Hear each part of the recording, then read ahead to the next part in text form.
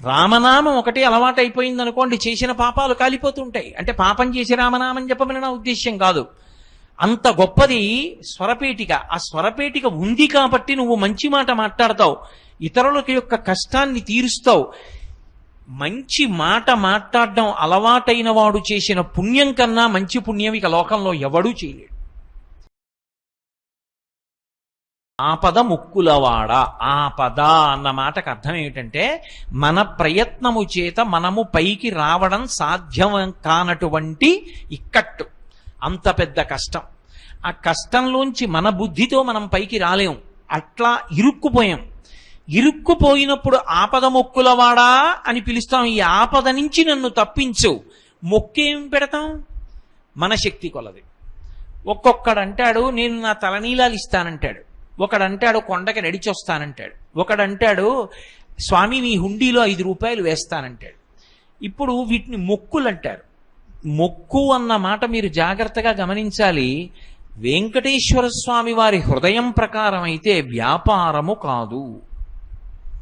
అది పాపము వలన దుఃఖం వస్తోందని వాడు తెలుసుకోవాలి. తెలుసుకుని పిలిచావు పరమేశ్వరుణ్ణి, ఆయన ఏం చేస్తాడు? నేను ఆదుకోకపోతే ఎవరు ఆదుకుంటారు లక్ష్మి? అందుకుని ఉంటాను ఈ కలియుగంలో వెంకటాచలం మీద. ఎవడు ఎక్కడ ఎంత మౌనంగా లోపల లోపల పిలిచినా నాకు వినపడుతుంది. నేను వింటాను, వాణ్ణి ఉద్ధరిస్తాను ఆపదలోంచి. వాడు నా మొక్కు తీరుస్తాడు. ఆ డబ్బు పట్టుకొచ్చి నా హుండీలో వేస్తాడు. నేనేం చేస్తానో తెలుసా? పరమధర్మాత్ముడు నన్ను చూడకుండా ఉండలేక, నాన్నగారిని చూడకుండా ఉండలేక వచ్చినటువంటి కొడుకులా నన్ను చూడకుండా ఉండలేక వచ్చినటువంటి వాడు ఉంటాడే, వాడు వేసినటువంటి ద్రవ్యంలో అటువంటి పరమ ధర్మాత్ములైన వారు వేసిన డబ్బుని తీసుకుని జేబులో పెట్టుకుంటాను ఖర్చుకి. ఇలా హుండీలో చెయ్యి పెట్టి పట్టుకుంటాను లక్ష్మి. ఇలా పాపాలు చేసి పాపాల వలన దుఃఖాలు వచ్చి దుఃఖాల నుంచి బయటపడడానికి ఆపద మొక్కులవాడా అని పిలిచి తీసుకొచ్చి నా హుండీలో వేసిన డబ్బు ఉందే, అది మళ్ళీ జనులకు ఉద్ధరణ కొరకు వాళ్ళ కోరికలు తీరడానికి పంపేస్తాను. నా పేరు మీద ఎన్ని జరుగుతాయో, నిత్యాన్నదానం జరుగుతుంది, ఆరోగ్యం జరుగుతుంది, చెట్లు నాటుతారు, ఎన్ని ప్రయోజనాలు, వాటికి వెళ్ళిపోతుంది ఆ డబ్బు. అక్కడ వాడాడు మొక్కన్నమాట. అంటే పాపము వలన దుఃఖం వచ్చిందని ఒకసారి తెలుసుకున్న తరువాత ఇక వాడు పాపము జోలికి వెళ్లకుండా ఉండడం నాకు ఇష్టం. అది వెంకటేశ్వరుడి యొక్క అభిప్రాయం. ఇప్పుడు మొక్కు అంటే ఆ ఆపత్కాలమునందు నువ్వు ఒక సంకల్పం చేసుకున్నావు. ఈశ్వరా నన్ను ఈ ఆపద నుంచి గట్టున బడై, నేను పట్టుకొచ్చి 1 రూపాయి హుండీలో వేస్తా, లేకపోతే నువ్వు నన్ను గట్టున బడై 1 రూపాయి నీ హుండీలో వేస్తాను అన్నావు. ఆపద నుంచి గట్టున పడిపోయావు. నీ దగ్గర కోట్లుండి 1 రూపాయి ఇస్తా అన్నావా? ఆ ఆలోచన ఉండదు. అందుకే చెప్పాను వ్యాపారము కాదు అని చెప్పాను. అది వెంకటేశ్వరుడే అంగీకరించాడు. ఒకసారి ఆపద వచ్చిన తరువాత మాత్రం వాడు బుద్ధిని దిద్దుకోవాలి. ఇప్పుడు మొక్కు తీర్చుకొనుట అన్న మాటకు అర్థం ఏమిటంటే, నేను 1 రూపాయి స్వామివారి హుండీలో వేస్తాను అని చెప్పాను. స్వామివారి హుండీలో రూపాయి వేస్తాను అంటే నా పక్కింటి వాళ్ళు తిరుపతి ఎడుతున్నారనుకోండి, నేను పక్కింటి వాళ్ళకి రూపాయి ఇచ్చి హుండీలో వేయండి అని పంపించకూడదు. మొక్కు ఎప్పుడు తీరుతుంది? నేను హుండీలో రూపాయి వేస్తాను అన్న మాటకు అర్థం నేను తిరుపతి వచ్చి అని కాదు. నేను తిరుపతి వెళ్ళాలి. నేను వెంకటాచలం వెళ్ళి స్వామిని దర్శించి, స్వామి నాకు కేవలము ధర్మమునందు అనురక్తిని ప్రసాదించమని ప్రార్థన చేసి ఈ రూపాయి పట్టుకెళ్ళి హుండీలో వెయ్యాలి. అప్పుడు నా మొక్కు పూర్తవుతుంది. అంతేకాని రూపాయి వేస్తానన్నాను కదండి, రూపాయి పంపించేశానుగా, నా మొక్కు ఎందుకు తీరదు అని అడక్కు. రూపాయి వేస్తాను అన్న మాటకు అర్థం నేను వచ్చి వేస్తాను అని. వేస్తాను చేస్తాను అంటే నేనే, అంతే దాని అర్థం. కాబట్టి మనమే క్షేత్రమునకు వెళ్ళాలి, వెళ్ళి ఆ మొక్కు తీర్చుకోవాలి. మొక్కినప్పుడు మీరు ఏ భాష వాడారన్నది ప్రధానం కాదు. ఎప్పుడైనా కూడా అందులో ప్రధాన ప్రయోజనం ఏది అంటే, ఇక పాపము వైపునకు దృష్టి పోకుండా ఒకసారి ఎవడు మనని ఉద్ధరించాడని అనుకుంటున్నామో వాడి దగ్గరికి వెళ్ళి ఒకసారి కృతజ్ఞత చెప్తామా చెప్పమా? మీరు ఆలోచించండి. నాకు ఏదో ఆపద వచ్చిందండి, నేను ఎవరినో అడిగాను, అయ్యా చాలా ఆపదలో పడిపోయానండి, మీరు నన్ను ఎలా అయినా ఈ ఆపద నుంచి కాపాడండి అని అడిగాను. ఆయన అన్నాడు, కోటేశ్వరరావు అది పెద్ద విషయం కాదు, నేను తప్పకుండా కాపాడతాను, మీరేం బెంగపెట్టుకోకండి అన్నాడు. ఒక 3 రోజులు పోయిన తర్వాత నాకు ఆయన కబురు చేశాడు, అయ్యా మీకు ఆపద లేదు, మిమ్మల్ని ఆపద నుంచి బయటపడేశాను, మీరు ఇప్పుడు ఏ ఇబ్బంది లేదు, సంతోషంగా ఉన్నారన్నాడు. ఇప్పుడు నేను ఓ 2 యాపిల్ పళ్ళు ఇంట్లోకి తీసి ఎవరికో ఇచ్చి పట్టుకెళ్ళి ఆయనకి ఇచ్చి చాలా సంతోషించాను, నన్ను ఆపద నుంచి బయటపడేసినందుకు ఈ 2 యాపిల్ పళ్ళు తినమను అని పంపిస్తానా? అవి 2 యాపిల్ పళ్ళే అయినా నేనే పట్టుకుని వెళ్ళి నా 2 చేతులతో ఇచ్చి సంతోషాన్ని ప్రకటనం చేస్తానా? మొక్కు అన్న మాటకి వెనక ఆపద అన్న ఒక మాట ఉంది. ఆపద నుండి వినిర్ముక్తమైనప్పుడు కృతజ్ఞతావిష్కారము కనుక నీవు వాడు నిన్ను బయట పడవేస్తాడన్న నమ్మకంతో దానికి సంకేతంగా నీ భక్తికి నమ్మకంగా నీ భక్తికి ప్రతినిధిగా పట్టుకొచ్చి ఏదో ఇస్తానన్నావు కనుక అది అలా అన్నావా అలా అనలేదా అని కూడా విచారణ చేయకుండా యథార్థమునకు నువ్వు వెళ్ళి కృతజ్ఞతని ప్రకటనం చేసి సమర్పణం చేసి రావడం మొక్కు తీర్చడం అవుతుంది. కాబట్టి మొక్కు తీర్చుట అన్న మాటలో ఆ యథార్థాన్ని భావన చేసిన నాడు భక్తి ఆవిష్కృతమవుతుంది. ఆయన నన్ను ఆపద నుంచి బయటపడేశాడు, నేను ఒక్కడనే వెళ్ళొచ్చు, కానీ నేను నా భార్యతో కూడా కలిసి వెళ్ళి, అయ్యా ఎంత ఉపకారం చేశారు, చాలా సంతోషం అండి, జీవితాంతం మర్చిపోను మీరు చేసిన ఉపకారం అని నేను అనడం ఒకెత్తు. అన్నయ్య గారు మీరు ఆ ఆపద నుంచి బయటపడేయకపోతే ఈయన ఎంత బెంగ పెట్టుకున్నారో తెలుసా అని నా భార్య అనడం ఒకెత్తు. నా బిడ్డలు కూడా వచ్చి, మామయ్య గారు మీరు ఎంత సహాయం చేశారో, మా నాన్నగారు చాలా బెంగ పెట్టుకున్నారండి ఆ ఆపదకి, నేను ఈ ఆపద తట్టుకోగలనా, నేను ఎలా ఇందులోంచి బయటపడతాను, నా దగ్గర అంత డబ్బు ఎక్కడుంది, ఇంత పెద్ద కార్యం ఎలా చేయగలను అని బెంగ పెట్టుకున్నారు. మీరు ఉదారంగా సహాయం చేశారు, మళ్ళీ ఏదో పంట వచ్చినప్పుడు ఇచ్చేస్తాం, కానీ మీరు చేసిన ఉపకారం చాలా గొప్పది మామయ్య గారు, మా ఇంటిల్లిపాది వచ్చి కృతజ్ఞత చెప్పకపోతే మేము కృతజ్ఞులం అయిపోతామని వచ్చాం అన్నాను అనుకోండి. ఇప్పుడు మేము అందరం వెళ్ళడం చేత ఆయన కొత్త ఉపకారం ఏమైనా చేశాడా? మేమందరం వెళ్ళడం చేత నిజానికి మా అందరి సంస్కార బలం బయటికి వచ్చిందా? నా సంస్కారం బలం బయటికి వస్తుంది. అందుకే మొక్కు అన్న మాటని విశాల పరిధిలో ఆలోచించినప్పుడు నీ శక్తి కొలది నీ ఆపద గట్టెక్కినప్పుడు సంతోషించిన వాళ్ళందరితో కలిసి నువ్వు వెళ్ళవచ్చు.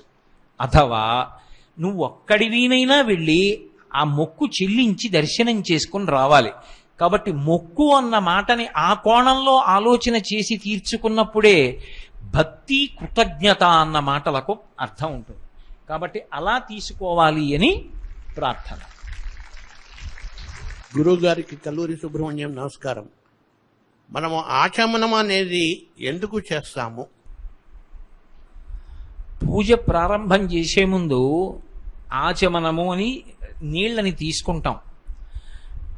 అలా ఎన్ని నీళ్లు తీసుకోవాలి, చెయ్యి ఎలా ఉండాలి, దీని గురించి మనకి శాస్త్రం చెప్పింది. గోకర్ణాకృతి హస్తేన అని మనం నీళ్లు పుచ్చుకునేటప్పుడు ముందు చేతిని గోకర్ణం యొక్క ముద్రలోకి మార్చాలి. గోకర్ణం యొక్క ముద్ర అంటే చేతిని ఇలా పెట్టి ఈ బొటనవేలు వెళ్ళి మధ్యలో ఉండేటటువంటి పొడుగు వేలు యొక్క ప్రారంభ స్థానాన్ని తాకాలి, అంటే ఇలా పడాలి. దీని మీద చూపుడు వేలు వంగాలి, అంటే ఇలా వంగాలి. ఇప్పుడు ఇది గోకర్ణాకృతి అంటారు. ఈ గోకర్ణాకృతి యందు ఏం చేస్తారంటే మాషమగ్న జలం పిబేత్ అని, ఇందులో మినపగింజ పెడితే ఆ మినపగింజ మునగడానికి ఎన్ని నీళ్లు పోస్తావో అన్ని నీళ్లే పొయ్యాలి తప్ప అంతకన్నా ఎక్కువ నీళ్లు పోయకూడదు. పోసి ఈ కింది పెదివిని, ఈ అమృత మార్గము అంటారు దీన్ని, ఈ అమృత మార్గమునందు ఈ కింది పెదివిని చేరుస్తారు. లోపలికి జుర్రుకున్న శబ్దం రాకూడదు, ఆచమనం చేస్తే అనకూడదు, చప్పుడు చెయ్యకుండా పుచ్చుకోవాలి. ఆచమనం చేసేటప్పుడు ప్రధాన నియమం ఏది అంటే పృష్ఠభాగము పీటని కానీ నేలని కానీ తాకకూడదు, గాలిలో ఉండాలి. అంటే కూర్చుని ఆచమనం చేయడం శాస్త్ర విరుద్ధమైన ఆచమనం. అసలు పృష్ఠభాగం తగలకూడదు. మీరు ఎప్పుడైనా కామకోటి పీఠాధిపత్యం వహించిన మహాస్వామి ఆచమనం చేసేటటువంటి విధానాన్ని చూడండి చిత్రపటాల్లో, అయితే ఆ చలన దృశ్యంగా చూపించే దాంట్లో చూడండి.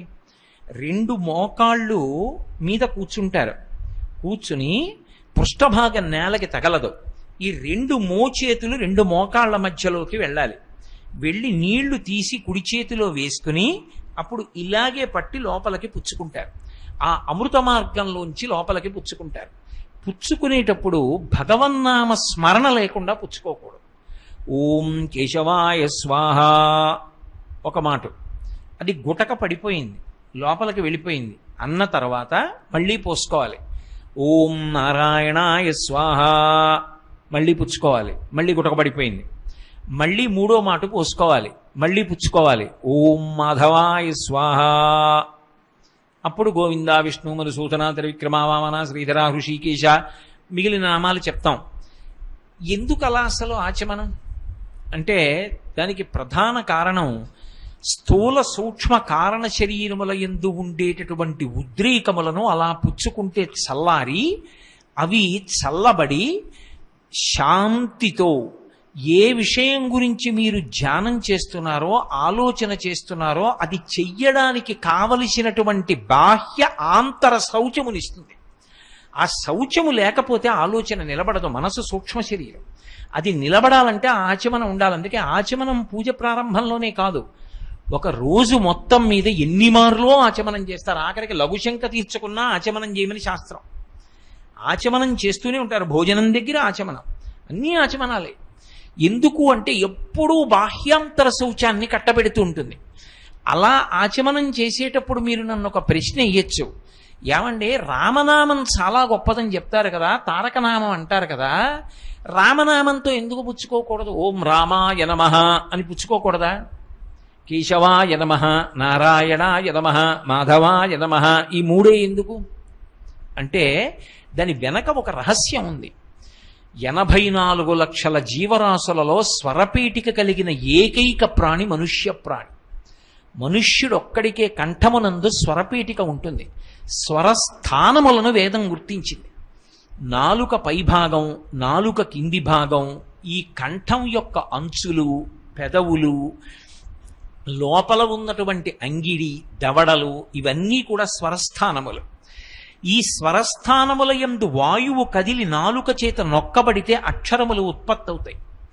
అక్షరముల యందు అనంతమైన జ్ఞానముండి వాయువునందు ప్రవేశించి ఒక వక్త చెప్పిన విషయం చెవుల గుండా శ్రోతలోకి వెళ్ళి వీడిలో ఉన్న జ్ఞానం అవతల వాడిలోకి వెడుతుంది.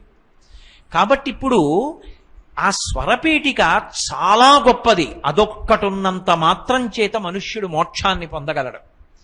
రామనామం ఒకటి అలవాటైపోయింది అనుకోండి, చేసిన పాపాలు కాలిపోతుంటాయి. అంటే పాపం చేసి రామనామం చెప్పమని నా ఉద్దేశ్యం కాదు. అంత గొప్పది స్వరపేటిక. ఆ స్వరపేటిక ఉంది కాబట్టి నువ్వు మంచి మాట మాట్లాడతావు, ఇతరులకి యొక్క కష్టాన్ని తీరుస్తావు. మంచి మాట మాట్లాడడం అలవాటైన వాడు చేసిన పుణ్యం కన్నా మంచి పుణ్యం ఇక లోకంలో ఎవడూ చేయలేడు. అంత గొప్ప మాట ఒక్క మనుష్యునికే ఇవ్వబడింది. ఆ స్వరపేటికని జాగ్రత్తగా నిలబెట్టుకోవాలి.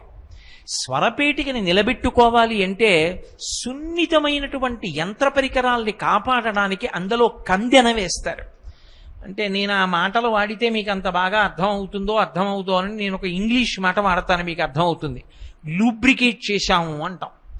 సైకిల్ చక్రం ఉందనుకోండి, చైన్ కన్నాల నిండా కందెన వేసి, అంటే లూబ్రికెంట్ ఆయిల్ వేసి తిప్పుతాం, గిరగిరగిరగిరగిరగిరగిర తిప్పితే నూనెకి అది ఏమవుతుందంటే సాఫీగా తిరుగుతుంది. బ్రేక్ వేసే చోట కొద్దిగా గ్రీజ్ పెడతాం, అప్పుడు మెత్తగా పడుతుంది, తుప్పట్టకుండా బ్రేక్ వేయగానే బ్రేక్ పడుతుంది. కందెన అది సున్నితంగా పనిచేసేటట్టు ఎలా చేస్తుందో యంత్రాన్ని, మినపగింజ మునిగినంత నీతితో స్వరపేటికని కాపాడతారు. స్వరపేటిక నుండి అక్షరములన్నీ కూడా ప్రధానముగా ఉత్పత్తి అయ్యేటటువంటి అక్షరములు ఈ దంతముల యొక్క వెనక భాగంలో నాలుక వెళ్ళి తగిలినప్పుడు పుడతాయి కొన్ని అక్షరాలు. ఓం కేశవాయ స్వాహ, కే కే కే అన్నప్పుడు చూడండి, నాలుక ఇలా వంగి పైన ఉన్నటువంటి దవడని నొక్కుతుంది. నొక్కితే కకారం పలుకుతుంది. క క క అన్నప్పుడు నాలుక వంగి పైన నొక్కుతుంది. నొక్కితే క. అటువంటి అక్షరాలన్నింటికీ అది స్వరస్థానం. అందుకని మనకి సనాతన ధర్మంలో గొప్పతనం ఏమిటంటే క అంటూ పుచ్చుకోరు. అసలు ఆ స్వరపేటిక పెట్టిన పరమాత్మ నామంతో మొదలు పెడతారు. అందుకని కేశవాయ స్వాహ, స్వాహ అవి ఈశ్వరుడి మీదకి ఎడుతున్నాయి, ఆ నీళ్లు ఈశ్వరుడికి ఎడుతున్నాయి.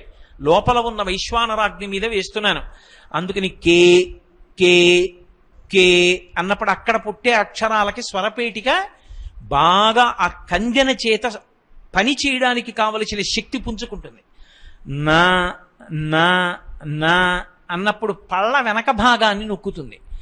నా నా అన్నప్పుడు అంటే అలా పుట్టే అక్షరాలకి వీలుగా స్వరపేటికని లూబ్రికేట్ చేయడానికి నారాయణాయ స్వాహ. మళ్ళీ 2 పెదవులు కలుసుకుంటే కొన్ని అక్షరాలు వస్తాయి. వాటన్నిటికీ సంకేతంగా మ మ మ అన్నాననుకోండి, 2 పెదవులు కలవాలి. కలిస్తే తప్ప అక్షరాలు రావు, అవి పలకాలి స్వరపేటిగా. అందుకని దానికి ప్రతినిధిగా మాధవాయ స్వాహ. ఇప్పుడు కే న మ స్వరపేటికలోంచి ప్రధానంగా అక్షరాలు ఎక్కువ పుట్టేటటువంటి స్థానముల యొక్క శక్తిని ద్విగుణీకృతం చేయడానికి, స్వరపేటికని కాపాడుకోవడానికి కేవలము అక్షరోచ్చారణ చెయ్యకుండా భగవన్నామములను ఉచ్చరిస్తూ మినపగింజ మునిగినంత నీటిని జుర్రకుండా భగవంతుని మీద బుద్ధి ఉంచి అమృత మార్గం గుండా గోకర్ణం ముద్రపట్టి ఆ నీటిని కింది పెదవి మించి పుచ్చుకొని గుటక వేసి నామాన్ని చెప్తే దాని చేత స్వరపేటిక దీర్ఘకాలం మన్నుతుంది. అప్పుడేమవుతుంది? స్వరపేటిక ఉంది కనుక భగవత్ సంబంధమైన నామములను బిగ్గరగా చెప్తాడు. విష్ణు సహస్రం, లలితా సహస్రం, శివ సహస్రం ఇవన్నీ చదువుకుంటాడు. ఆదిత్య హృదయం చదువుతాడు.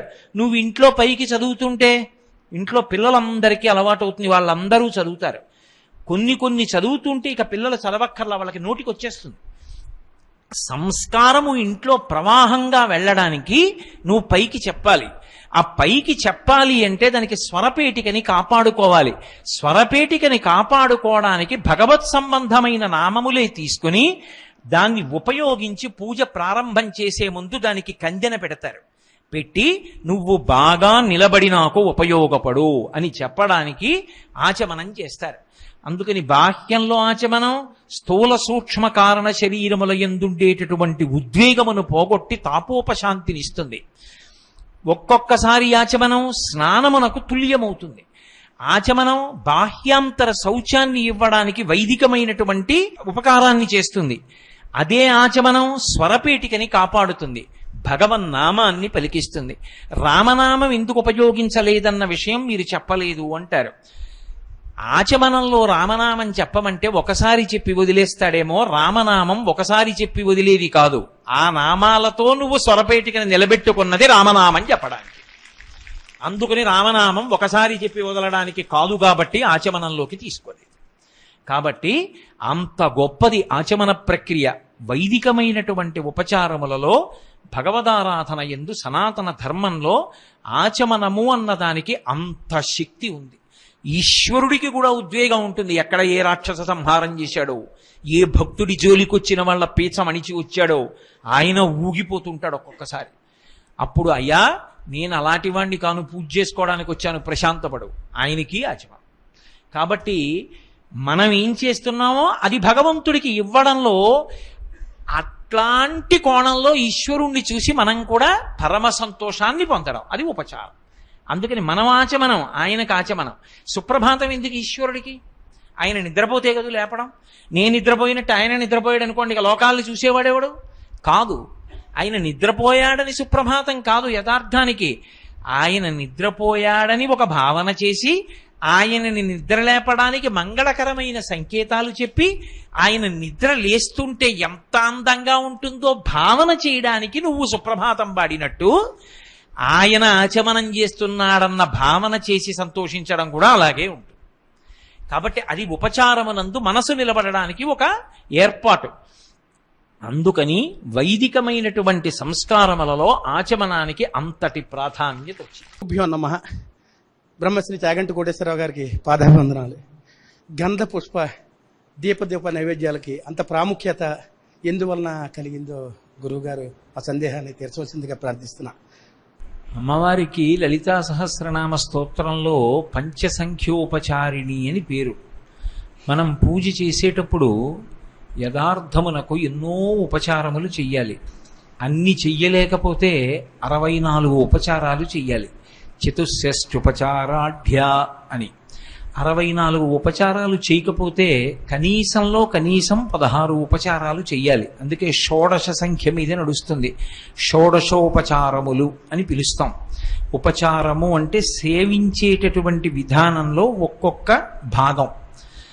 16 ఉపచారాలు చేయకపోతే కనీసంలో కనీసం ప్రతి ఇంటిలో ప్రతివారు 5 ఉపచారములు చెయ్యాలి. ఆ 5 ఉపచారములు కూడా చెయ్యలేదనుకోండి, భగవంతుడికి జీవితం కృతజ్ఞతతో కూడుకున్నటువంటి జీవితం అయిపోతుంది. ఆ 5 ఉపచారములే గంధ పుష్ప ధూప దీప నైవేద్యములు. గంధానికి, పుష్పానికి, ధూపానికి, దీపానికి, నైవేద్యానికి, ఈ 5టికి పూజలో అంత శక్తి రావడానికి, ఈ 5 పదార్థాలు ఉపయోగించడానికి, ఈ 5 ఉపచారాలు చెయ్యడానికి వెనక ఒక పెద్ద శాస్త్రీయమైనటువంటి అవగాహన ఉంది. మనకి పంచ జ్ఞానేంద్రియములు అని ఉంటాయి. కన్ను, ముక్కు, చెవి, నాలుక, అలాగే చర్మము. ఈ 5 జ్ఞానేంద్రియాలు. ఈ 5 జ్ఞానేంద్రియములు పని చెయ్యట్లేదనుకోండి, పని చెయ్యట్లేదు అంటే కొంచెం జాగ్రత్తగా అర్థం చేసుకోవాలి. కన్ను ఉంది, కళ్ళు ఎలా ఉన్నాయో అలాగే ఉన్నాయి 2 కళ్ళు, కానీ చూడవు. 2 చెవులు ఉన్నాయి, ఏవి వినవు. 2 ముక్కురంధ్రములు ఉన్నాయి, ఊపిరి తీయడం వినా వాసన చూడ్డానికి పనికిరాదు. నాలుక ఉంది, రుచి చెప్పదు. చర్మం ఉంది, స్పర్శ చెప్పదు.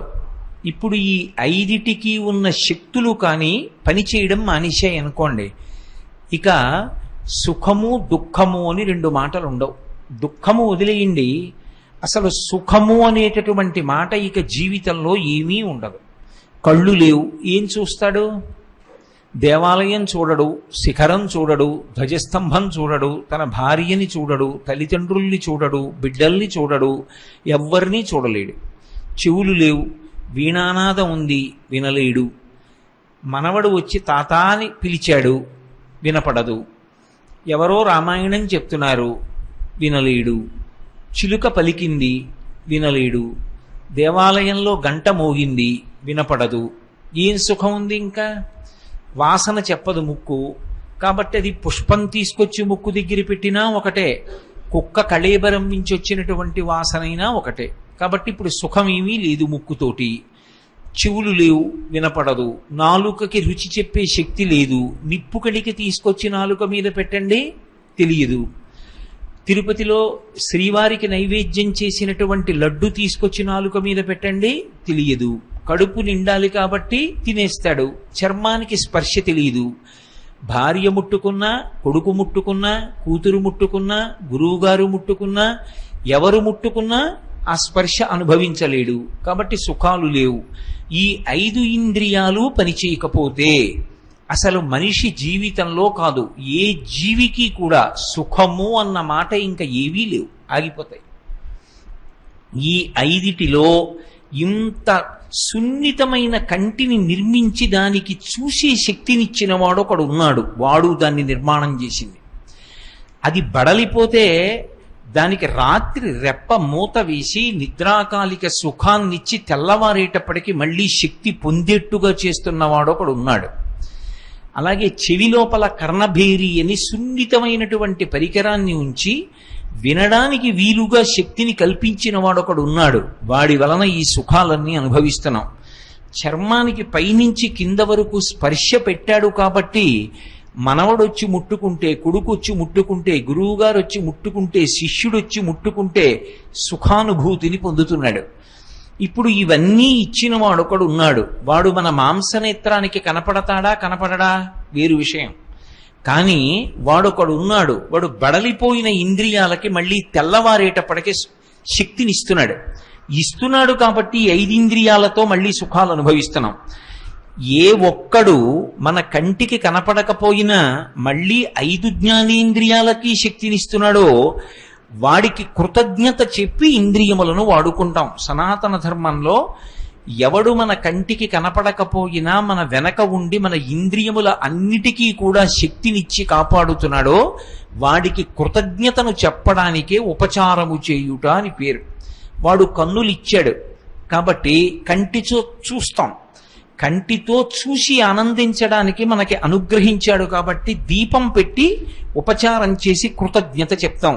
ఈశ్వరా, నాకు వెలుగు ఎలా ఇచ్చావో ఆ వెలుగు నీ యందుంచి వెలుగులకు వెలుగైన నీకు నమస్కరిస్తున్నాను. ఈశ్వర, నాకు ముక్కిచ్చావు, ఆ ముక్కుకి వాసన చూసే శక్తి ఉంది, అందుకే నేను వివిధ రకములైనటువంటి పరిమళాల్ని ఆఘ్రాణించి సుఖాలు పొందుతున్నాను.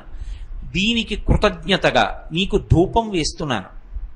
అలాగే నాకు నాలుకిచ్చావు, ఒక్క తీపిలో ఎన్ని మళ్ళీ తీపులున్నాయో, ఒక్క లడ్డూ తీపే కాదు, బూందీ లడ్డు ఒక తీపి, తొక్కుడు లడ్డు ఒక తీపి, ఏదో ఖర్జూరాది ఫలాలతో చేసినటువంటి లడ్డు ఒక తీపి, ఇన్ని రకాల తీపిగా ఉండే పదార్థాలు తింటున్నాను.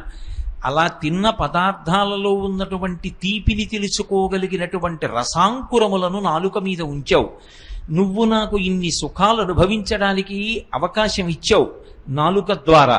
కనుక సత్వగుణంతో ఆలోచించాను కాబట్టి నీకు నేను సాత్వికమైన పదార్థాన్ని నైవేద్యంగా పెడుతున్నాను. ఓ పండో లేకపోతే పాలో లేకపోతే బెల్లమో తీసుకొచ్చి నైవేద్యం పెడతాం. అలాగే ఈశ్వర, నువ్వు నాకు స్పర్శశక్తినిచ్చావు, ఎక్కడ ముట్టుకున్నా నాకు తెలుస్తోంది. దానివల్ల నన్ను నా భార్య ముట్టుకున్నప్పుడు, బిడ్డలు ముట్టుకున్నప్పుడు, మనవలు ముట్టుకున్నప్పుడు, గురువు ముట్టుకున్నప్పుడు, శిష్యుడు ముట్టుకున్నప్పుడు, స్నేహితుడు ముట్టుకున్నప్పుడు నేను సంతోషాన్ని పొందుతున్నాను. నాకు స్పర్శ సుఖాన్ని ఇచ్చావు కాబట్టి నీకు చందనాన్ని అనులేపనం చేస్తాను, నీకు చల్లగా ఉంటుంది. ఇది కృతజ్ఞత, అందుకని ఉపచారం. అలాగే నీవు నాకు చెవులిచ్చావు కాబట్టి నేను ఎన్నో వింటున్నాను. అసలు ఈ చెవి జ్ఞానానికి కారణం ఎందుచేత? భద్రం కర్ణీభి శృణుయామ దేవాహ అంటుంది శృతి.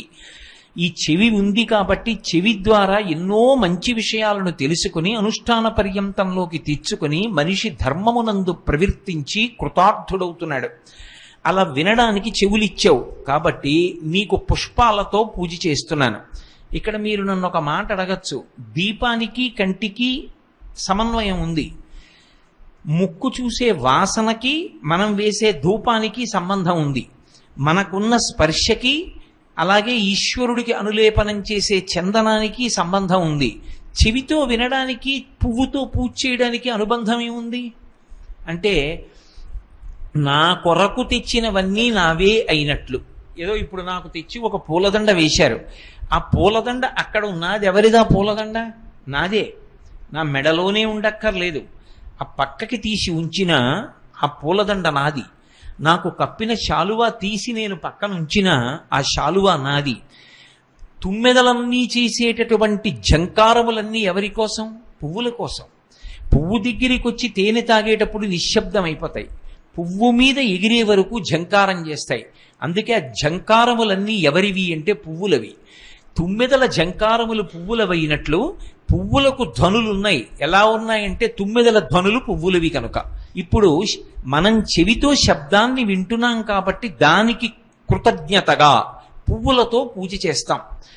ఇది ఈ 5 ఉపచారములు ఎందుకు చేస్తామంటే ఈ 5 శక్తులు లేకపోతే అసలు నా జీవితంలో సుఖమన్న మాట లేదు. కాబట్టి ఈశ్వర, నేను సుఖం అనుభవించేటప్పుడు అది ధార్మికమై ఉండాలి. ధర్మచట్రంలోకి ఇమిడిన సుఖాన్ని నేను అనుభవించాలి. ధర్మచట్రంలో ఇమడని సుఖం నేను అనుభవించాలన్న కోర్కె నా యందు కలగకుండుగాక. ధార్మికమైన సుఖములను అనుభవించదనుగాక. అనుభవించేటప్పుడు నీ అనుగ్రహం వల్ల ఇంద్రియములకు శక్తి ఉంది, అనుభవిస్తున్నానన్న భావన నా యందు అంతర్లీనముగా నిలబడుగాక. అది ఏ భక్తి.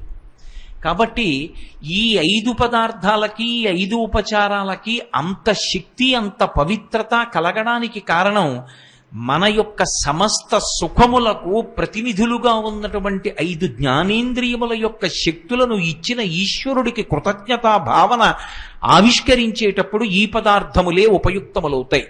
అందుకే గంధ పుష్ప ధూప దీప నైవేద్యములకు అంత శక్తి. పూజ దగ్గరికి వచ్చేటప్పటికి పుష్పార్చనలో చేస్తే 108 పూలు, లేకపోతే 1000 పూలు. 108 నామాలన్నా ఉంటాయి, 1000 నామాలన్నా ఉంటాయి. ఏమి మధ్యలో ఎన్నో అంకెలు ఉన్నాయిగా 108కి 1000కి మధ్యలో ఎందుకు వాడకూడదు అంటే ఈ సమస్త జగత్తు పుట్టినప్పుడు కానీ వెళ్ళిపోయినప్పుడు కానీ నక్షత్రాన్ని చూస్తారు. ఏ నక్షత్రంలో పుట్టాడు అన్నదాన్ని బట్టి జాతకం వేస్తారు. ఏ నక్షత్రంలో శరీరం వదిలిపెట్టేశాడు అన్నదాన్ని బట్టి ఆ తరువాతి కార్యక్రమాన్ని నిర్ణయం చేస్తారు.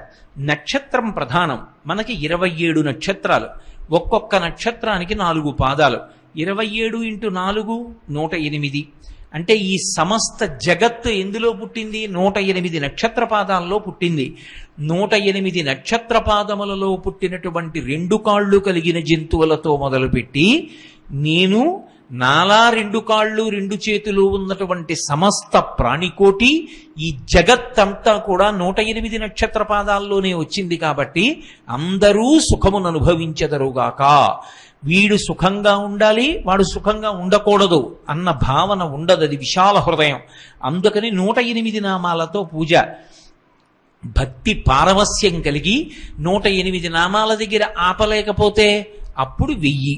1000కి సంస్కృతంలో సహస్రం అని పేరు. సహస్రం అంటే అనంతం, దానికి ఇక లెక్క లేదు.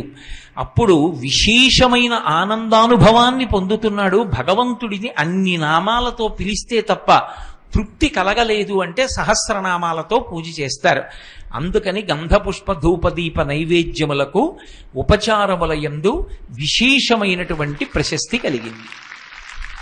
పూజ్యశ్రీ గురువు గారికి పాదాభివందనం చేస్తూ, ఈ క్రతువు ఎరుగనేటువంటిది ఏ వ్రతము ఉపాసనకి సులభమో మరియు దాని యొక్క అవసరం గురించి కాస్త వివరిస్తారని కోరుకుంటున్నాను. మంచి మాట. క్రతువు లేని వ్రతం. ఏ వ్రతం చెయ్యండి క్రతువు ఉంటుంది. వరలక్ష్మీ వ్రతం, వినాయక వ్రతం, ఏ వ్రతం చేసినా ఏదో ఒక మూర్తిని ప్రతిష్ఠ చేయడం, ఏవో కొన్ని మంగళద్రవ్యాలు తీసుకురావడం, కలశస్థాపన చేయడం, పూజ చేయడం, కథ చదవడం, ప్రసాదాన్ని వినియోగం చేయడం, ఇవన్నీ ఉంటాయి. క్రతువు లేని వ్రతం అంటే బాహ్యంలో ఏ క్రతువు ఉండకూడదు, కానీ వ్రతం ఉండాలి. ఆ వ్రతం భగవంతుణ్ణి చేరుకోవడానికి సులువైనదై ఉండాలి. అటువంటి వ్రతం ఏది? అది ప్రశ్న. ఆ వ్రతం మౌనవ్రతం.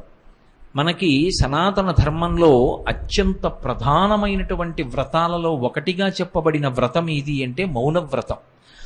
మౌనవ్రతము అంటే మాటలాడకుండా ఉండుట. దానికి కాల నియతి ఉంటుంది. సాధారణంగా అది ఒక రోజు అంటే ఒక రాత్రి ఒక పగలు, ఈ రెండిటినీ తీసుకుని ప్రమాణంగా పెట్టుకుంటారు. అంటే కనీసంలో కనీసం ఒక్క రోజైనా మౌనవ్రతం పాటించాలి. ఒక రోజు ఏదో ఈ మంగళవారం లేకపోతే ఈ ఆదివారం నేను మౌనవ్రతంలో ఉంటాను. మౌనవ్రతంలో ఉంటాడు కాబట్టి ఏమీ మాట్లాడడు. మౌనవ్రతంలో ఉన్నాను కాబట్టి నేను మాట్లాడను, కానీ సైగలు చేస్తాను. మీరు కూడా సైగలు చేసి నాతో సమన్వయం కావచ్చు అనకూడదు. అది వ్రతం ఎప్పుడవుతుందంటే నువ్వు మాట్లాడవలసిన అవసరాన్ని పరిత్యజించావు. అంటే ఎవరితోనూ సమన్వయం పొందవు, కానీ ప్రాణధారావసరములు కొన్ని ఉంటాయి ముఖ్యమైనవి. ఏ మంచినీళ్ళో కావాలి, అటువంటప్పుడు సైగ చేస్తారు. మరి మౌనం ఎందుకు పనికొస్తుంది అంటే భగవత్ సంబంధమైనటువంటి విషయాన్ని చక్కగా ఏ విధమైనటువంటి ప్రతిబంధకము లేకుండా మనసులో అదే పనిగా ధ్యానం చేయడానికి, ఆలోచించుకోవడానికి, జీవుణ్ణి ఉద్ధరించుకోవడానికి ఒక అవకాశం తీసుకుంటారు. ఎందుచేత అంటే మీరు చూడండి, నేనున్నాననుకోండి, అహరహం నేనేం ఆలోచిస్తా? నా భార్యని ఎలా కాపాడుకోవాలి, నా బిడ్డల కోసం ఎలా నేను సంపాదించి డబ్బు అక్కడ పెట్టాలి, నా మనవలు ఎలా వృద్ధిలోకి వస్తారు, నా స్నేహితులు ఎలా సుఖ సంతోషాలతో ఉంటారు, నా బంధువులందరూ ఎలా బాగుంటారు, ఇవన్నీ ఆలోచిస్తాను. మంచిదే. కానీ నాలో ఒక జీవుడు ఒకడు ఉన్నాడుగా. ఆ జీవుడు ఇవ్వాలంటే ఈ శరీరంలో ఉన్నాడు. కొన్ని సంవత్సరముల తరువాత ఆ జీవుడు ఈ శరీరాన్ని విడిచిపెడతాడు. పునర్జన్మ సిద్ధాంతం సనాతన ధర్మానికి ప్రాణప్రదం. ఇది విడిచిపెట్టిన తరువాత జీవుడు ఏం చేస్తాడు?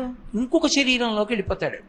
మరి ఆ శరీరంలోకి వెళ్ళిపోయిన తరువాత ఆ శరీరములో జీవుడు సుఖపడాలా దుఃఖపడాలా అంటే ఈ శరీరంలో ఉండగా నేనేం చేశాను అన్నది ప్రమాణం. ఈ శరీరంలో ఉండగా నేను చెయ్యగలిగిన పరమపుణ్య కార్యం ఏది అంటే భగవంతుని గురించినటువంటి ఆలోచన. అసలు ఆలోచనకి ప్రతిబంధకం ఏది? మాట్లాడడం. నేను ఏదో భగవంతుడి గురించి ఆలోచిస్తున్నాను అనుకోండి, వెంటనే ఎవరో వచ్చి కోటేశ్వరారు అని ఏదో మొదలుపెట్టాడు అనుకోండి, లౌకిక వ్యవహారం. నేను ఆయనతో మాట్లాడుతున్నాను అనుకోండి, అది వ్యసనం అవుతుంది. పనున్నా లేకపోయినా ఏదో మాట్లాడుతూ ఉండడం, ఎప్పుడూ ఏదో మాట్లాడుతూ ఉండడం. భగవంతుడు మాట అన్నదాన్ని ఎందుకు ఇచ్చాడంటే పరమశక్తివంతమైన ఆయుధం భగవన్నామని చెప్పి ధరించమని. అది వ్యసనమైందనుకోండి, అక్కర్లేని మాటలు ఎప్పుడూ మాట్లాడుతుంటాడు, ఉండలేడు మౌనంగా. అప్పుడు ఏమవుతుందంటే పాపాన్ని మూట కట్టుకోవడం మొదలు పెడతాడు. ఎవరో పెద్దల్ని నింద చేశాడు, అదో పెద్ద పాపమై కూర్చుంటుంది, అది అనుభవించాలి ఎప్పుడో. కాదు, మౌనంలో ఉన్నాడు. మౌనం అంటే మాట్లాడకుండా ఉండడం, అది సగం పాపాలు తగ్గిస్తుంది. ఆ రోజు ఎవ్వరి గురించి మాట్లాడలేదు కాబట్టి నిందావాక్యం పలకలేదు, సగం పాపం పోయింది. ఇక రెండవది, భగవంతుడి గురించి ఆలోచించుకోవడానికి నీకు ఒక పెద్ద అవకాశం కలిగింది. ఉత్తి రోజుల్లో నువ్వు కూర్చుని ఆలోచిస్తున్నా, ఏమండి వాళ్ళు ఎవరో వచ్చారు అంటుంది భార్య, లేకపోతే నువ్వు మాట్లాడాలి, మౌనవ్రతంలో ఉన్నావు. ఆయన మౌన వ్రతంలో ఉన్నారండి అంటారు. వ్రతం చేస్తున్నాడు అనుకోండి, మధ్యలో పైకి లేచిపోమ్మని అడగరు. మౌనవ్రతంలో ఉన్నవాడితో మాట్లాడరు. ఎన్నాళ్ళు ఉంటారండి మౌనవ్రతంలో అంటారు. ఏదో ఒక వారం రోజులు ఉంటారండి, వారం రోజుల తర్వాత వస్తారు మాట్లాడడానికి. అంటే 7 రోజులు ఏం చెయ్యొచ్చు అంటే మౌనంగా ఉండి భగవంతుడి గురించి చక్కగా ఆలోచన చెయ్యొచ్చు. ఎలా? ఆలోచన అన్న మాటకు అర్థం బయట నుంచి లోపలికి తీసుకోవడం, లేకపోతే లోపల నిలబడడం. 2 మార్గాలు. బయట నుంచి లోపలికి తీసుకోవాలనుకోండి, ఏమీ అక్కర్లేదు. రేపు నేను మౌనవ్రతం చేస్తాను అనుకుంటే మీ దగ్గర ఉన్న మంచి మంచి పుస్తకాల్లో ఉన్నటువంటి చిత్రపటాలు తీసి అక్కడ పెట్టుకుని మీరు ఒక్కొక్క మూర్తిని బాగా చూస్తున్నారనుకోండి, ఎవరూ మిమ్మల్ని మాట్లాడించరు, మీకు ప్రతిబంధకం కలిగేటట్టుగా ఏ శబ్దం చేయరు. మీరు అదే పనిగా దాని మీద ఆ మూర్తులన్నిటినీ చూస్తున్నారు. లేదు, ఏదో భగవత్ సంబంధమైనటువంటి విషయాన్ని మాత్రమే వింటున్నారు. మౌనవ్రతంలో లౌకిక విషయాలు వినరు, అది వ్రతం భగవంతుడి కోసం. ఏదో భగవత్ సంకీర్తనం వింటారు, భగవంతునికి సంబంధించిన విషయాన్ని చూస్తారు, సాత్వికమైన పదార్థాన్ని తీసుకుంటారు. మనకి కొత్తగా ఒక విషయంలో ఉన్న సుఖం తెలిసే వరకు అసలు అందులో సుఖం ఉందని తెలియదు. మీకు నేను ఒక ఉదాహరణ చెప్పాలంటే, మా జిల్లాలో తూర్పుగోదావరిలో కొత్తపల్లి కొబ్బరి అని మామిడి పళ్ళు ఉంటాయి, బహుమధురంగా ఉంటాయి. నేను కొత్తపల్లి కొబ్బరి మామిడి పండు చాలా బాగుంటుంది అన్నాను అనుకోండి, మీకు ఎలా తెలుస్తుంది ఆ కొత్తపల్లి కొబ్బరి చాలా బాగుంటుందని? ఓహో బాగుంటుంది, ఇలా ఉందనుకుంటారు. నేను పండు తెచ్చి మీకు ఇచ్చాను అనుకోండి, మీరు తిన్నారనుకోండి, ఓ ఇంతకు ముందు నేను తిన్న అన్ని మామిడి పళ్ళ కన్నా కొత్తపల్లి కొబ్బరి మామిడి పండు యొక్క రుచి చాలా ఎక్కువ అని తెలుసుకుంటారు. పుట్టిన దగ్గర నుంచి మాట్లాడడమే తప్ప మాట్లాడకుండా ఉండడం మనకు అలవాట్లేదు. ఇప్పుడు ఒక్కరోజు మాట్లాడకుండా ఉండి భగవంతుని వైపు మనసు పెట్టాడనుకోండి, అసలు భగవంతుని వైపు మనసు పెట్టడంలో, మౌనవ్రతం చేయడంలో ఉన్నటువంటి సంతోషం ఏమిటో మనసు రుచి పట్టుకుంటుంది. పట్టుకుందనుకోండి, నెలకి 1 రోజు చేస్తాను అన్నవాడు కాదు, 2 పక్షాలలో ఒక్కొక్క రోజు చేస్తానంటాడు. ఇప్పుడు ఏం జరుగుతోంది? ఆత్మోద్ధరణం అవుతోంది. పైగా మౌనంగా ఉండి ప్రశాంతంగా ఉండడం అనేటటువంటిది అందరికీ అలవాటైందనుకోండి, దేశంలో సగం సమస్యలు దానివల్లే తగ్గిపోతాయి. అసలు అన్నిటికీ పెద్ద కారణం ఎక్కడుంటుంది అంటే మాట్లాడడంలోనే ఉంటుంది. ఆ మాట్లాడడం అంత తేలికైన విషయం కాదు. అందరికీ శాంతికారకమై అందరి యొక్క ఉద్ధరణకు హేతు అయిన మాట మాట్లాడడం ఒకెత్తు, మాటల చేత దేవతలు మందన చేసి వరంబులిత్తురున్, మాటల చేత దేవతలు ప్రీతి పొందుతారు. అదే మాట జిహ్వాగ్రే వర్తతే లక్ష్మి, జిహ్వాగ్రే మిత్రబాంధవాహ, జిహ్వాగ్రే బంధనం ప్రాప్తి, జిహ్వాగ్రే మరణం ధ్రువం. అనకూడని మాట నోటి వెంట వస్తే ఇబ్బందులు తీసుకొస్తుంది. అందుకే మాటని నియంత్రించుకోవడం ఎలా, ఆ మౌనంలో ఎంత సంతోషం ఉన్నది అర్థమవుతుంది. 2, అపురూపమైనటువంటి వరం మనుష్య జన్మకి స్వరపేటిక, దానికి కొంత విశ్రాంతి లభిస్తుంది. అన్నిటినీ మించి భగవత్ సన్నిధానంలో కూర్చోడానికి అలవాటు పడుతుంది. రామకృష్ణ పరమహంస మాటల్లో చెప్పాలి అంటే, ఆయన దగ్గర ఒక నెమలి తిరుగుతూ ఉండేది. ఒకానొకప్పుడు ఒక సాధకుడు ఏం చేశాడంటే, సాయంకాలం 4 గంటల వేళ ఆయనకి నల్లమందు తినే అలవాటు ఉండేది. ఓ నల్లపూసంత నల్లమందు గింజొకటి అక్కడ పెట్టాడు. పెట్టి దాన్ని పిలిచి తినమన్నాడు. ముందు నెమలి వచ్చి తినలేదు, తర్వాత నల్లమందు తింది.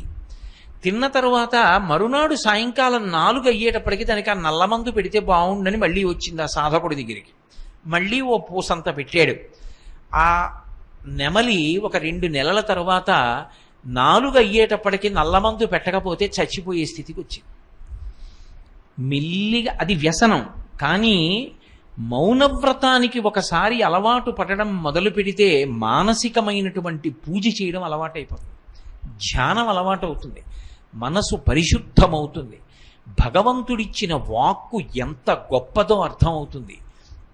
అందుకే అన్ని వ్రతములలోకి ఏ విధమైనటువంటి క్రతువు లేకుండా చేసేటటువంటి వ్రతం భగవంతుణ్ణి చేరుకోవడానికి చాలా తేలికగా మార్గాన్ని చూపించేటటువంటి వ్రతం. ఇది నాకు చేయడానికి శక్తి ఎక్కడుందండి అని అనవలసిన అవసరం లేని వ్రతం మౌనవ్రతం ఒక్కటే. అందుకే మహాత్ములైన వాళ్ళందరూ జీవితంలో మౌనవ్రతం పాటించారు. వారు నోరు విప్పితే చాలు ఇలా ఒడిసి పట్టుకోవడానికి కొన్ని కోట్ల మంది ఎదురు చూసే రోజుల్లో కంచికామకోటి పీఠాధిపత్యం వహించిన మహాపురుషులు చంద్రశేఖరేంద్ర సరస్వతి మహాస్వామి ప్రయత్నపూర్వకంగా మౌనవ్రతంలోకి వెళ్ళిపోయేవారు. వెళ్ళిపోయి మళ్ళీ కొన్నాళ్ల తర్వాత మౌనవ్రతాన్ని విడిచిపెట్టేవారు. దాని చేత ఆరోగ్యం కూడా బాగుంటుంది. అందుచేతనే అన్నింటికన్నా చాలా గొప్ప విభవాన్ని ఇవ్వగలిగినటువంటి వ్రతం మౌనవ్రతం. ఆ మౌనవ్రతాన్ని పాటించి అందరూ కూడా ఈశ్వరానుగ్రహాన్ని పొందమని శాస్త్రవాక్కు. మంచి ప్రశ్న అడిగారు. శ్రీ గురుభ్యో నమః. పూజ ప్రారంభించే ముందు ముక్కు పట్టుకోమంటారు ఎందుకండి? మంచి ప్రశ్న. పూజ ప్రారంభం చేసే ముందు నేను చూస్తున్నాను చాలా చోట్ల ముక్కు పట్టుకోండి అంటారు, కానీ అది తప్పు. అది అలా ముక్కు పట్టుకోండి అన్న మాట అసలు ప్రయోగమే చేయకూడదు. ముక్కు పట్టుకోవడం, మూతి పట్టుకోవడం అలాంటివి ఏమి ఉండవు పూజల్లో. ముక్కు పట్టుకోవడం అంటే ఎవరి ముక్కు పట్టుకోవడం? నీ ముక్కు నువ్వు పట్టుకోవడం ఎందుకు? ఎక్కడికి పారిపోతుంది అది? పూజలో ముక్కు పారిపోతుందని ఏం లేదు. కానీ ముక్కు పట్టుకోవడం అన్న మాటే వాడకూడదు. అది ప్రాణాయామం. ప్రాణాయామం ఎందుకు చేస్తారంటే మనసు విశేషమైనటువంటి చంచల స్వభావం కలిగినది.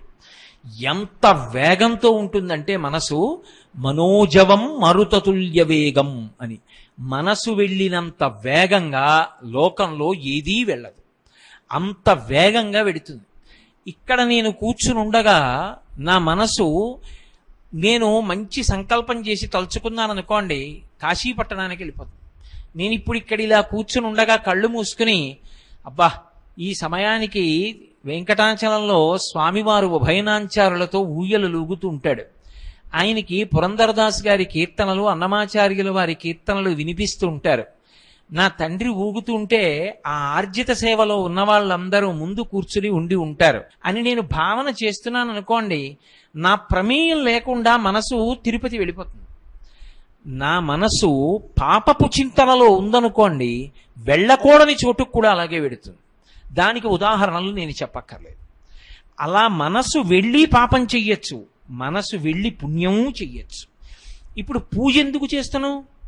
భగవంతుడికి ఉపచారాలు ఇవ్వడానికి.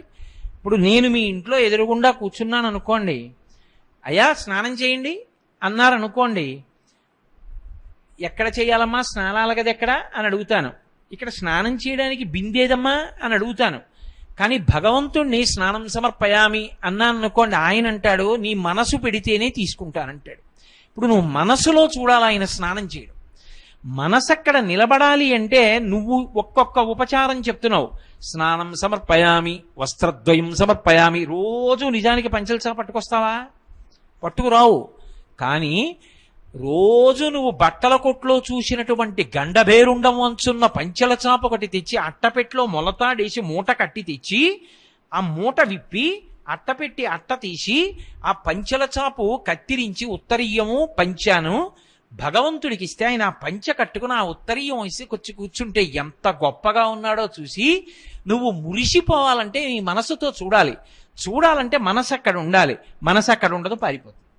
అక్కడ ఉండేటట్టు చెయ్యాలంటే మనసు యొక్క వేగం అంతా దేని మీద ఆధారపడుతుందంటే ఊపిరి మీద ఆధారపడుతుంది. అందుకే ప్రాణోత్క్రమణము అంటారు. ప్రాణము వాయువు, ఊపిరి ఆగిపోతే ప్రాణం పోయిందంటారు. ఆఖరి ఊపిరిలో ఆఖరిసారి కదిలినటువంటి మనసు ఏదో ఒక రంధ్రంలోంచి బయటికి పారిపోతుంది. ఆ మనసు కదలకుండా ఉండాలి అంటే ఉద్వేగంతో ఊపిరి తీయకూడదు, వేగంగా తీయకూడదు. దాన్ని నియంత్రణం చెయ్యాలి. మన ఇష్టం వచ్చినట్టు నియంత్రించకూడదు ఊపిరిని. దానికి ప్రాణాయామం. ఆ ప్రాణాయామం చేసేటప్పుడు ముక్కు రంధ్రాన్ని ఒకదాన్ని మూసి రెండవ రంధ్రాన్ని తెరిచి మెల్లగా ఊపిరిని పూర్తిగా తీసుకుని ఏ ముక్కు రంధ్రంలోంచి తీశారో ఆ ముక్కు రంధ్రాన్ని మూసిన ముక్కు రంధ్రాన్ని తెరిచి అందులోంచి మెల్లగా విడిచిపెట్టాలి. మళ్ళీ ఎందులోంచి విడిచిపెట్టారో అందులోంచే మళ్ళీ మెల్లగా పీల్చాలి. మళ్ళీ అప్పుడు మూసిన రంధ్రాన్ని తెరిచి మళ్ళీ మెల్లగా విడిచిపెట్టాలి. అలా ప్రాణాయామం చేస్తే ఏమవుతుందంటే ఊపిరి యొక్క వేగాన్ని నియంత్రిస్తే మనసు యొక్క వేగం నియంత్రింపబడి ఆ మనసు ఆగుతుంది. ఆగిన మనసు మాట వింటుంది. ఎప్పుడైనా రైతు ఎద్దుబండి కట్టాలనుకున్నాడు అనుకోండి, అసలు ముందు రైతు యొక్క గొప్పతనం ఎక్కడుంటుందంటే కాడి కిందకి ఎద్దు రావాలి. ఎద్దు కాడి కిందకి రాకపోతే అప్పటికీ కట్టలేడు. ఆ ఎద్దు వచ్చి కాడి కింద తల పెట్టడం అలవాటు చేశాడు అనుకోండి, అది అక్కడ ఎద్దు పడుకుంది. రైతు ముందెళ్ళి ఎద్దుని తీసుకురాడు, తిన్నగా బండి దగ్గరికి వెళ్ళిపోతాడు.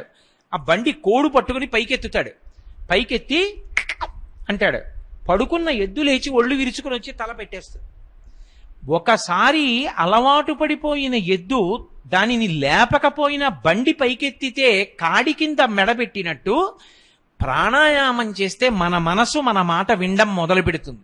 అప్పుడు హస్తయోహో అర్ఘ్యం సమర్పయామి అన్నాననుకోండి, ఈశ్వరుడి చేతులు చూస్తుంది, నేను పోసిన నీళ్లు చూస్తుంది, ఆయన పుచ్చుకోవడం చూస్తుంది.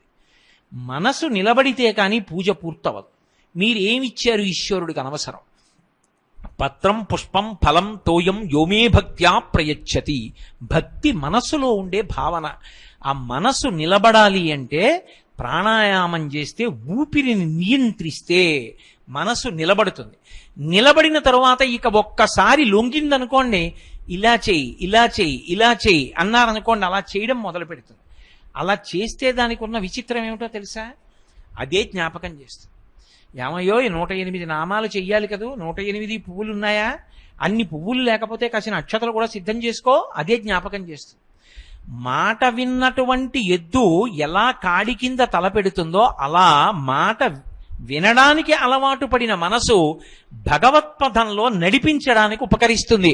అందుకే వాగ్గేయకారులందరూ మాట విన్న మనసుని కీర్తిస్తారు, మాట వినని మనసుని నిందిస్తారు. ఓ మనసా వినవే అంటూ త్యాగరాజస్వామి అన్ని కీర్తనలు అందుకే చేశారు. కాబట్టి పూజలో ప్రాణాయామానికి అంత ప్రధానమైనటువంటి స్థానం ఉంది. అందుకు పూజ ప్రారంభమే ప్రాణాయామంతో తప్ప కేవలం ముక్కు పట్టుకుంటే వచ్చే ప్రయోజనం ఏమి ఉండదు. అది ప్రాణాయామం చేస్తే ఉంటుంది. అందుకే పూజ చేయించేటటువంటి వాళ్ళు కూడా ఎప్పుడు ముక్కు పట్టుకోండి అని చెప్పకూడదు. చెప్తే అదొక ఉపచారంలా ఉంది అనుకుంటారు. అలా కాకుండా ప్రాణాయామం చెయ్యండి అని చెప్పి చేసేవాడికి తెలియకపోతే చేయించేవాడు చేసి చూపించి దాని వివరం చెప్తే తరువాత చేసుకునే వాళ్ళందరూ కూడా చక్కగా రోజూ అలా చేసుకుంటారు. కాబట్టి ఆ ప్రాణాయామ వైభవాన్ని, యోగశాస్త్ర వైభవాన్ని పూజా విధానంలోకి తీసుకురావడమే ప్రాణాయామ ప్రక్రియ తప్ప అది ముక్కు పట్టుకోవడం కాదు, ప్రాణాయామం అని అర్థం చేసుకోవలసి ఉంటుంది. శ్రీ గురుభ్యో నమః. కర్రా ఫణికుమార్ పాదాభివందనలు గురువు గారికి. పూజలో ముగ్గురు అమ్మలను ఉంచినప్పుడు వారిని ఏ క్రమంలో ఉంచాలి? ఓ మంచిదమ్మా.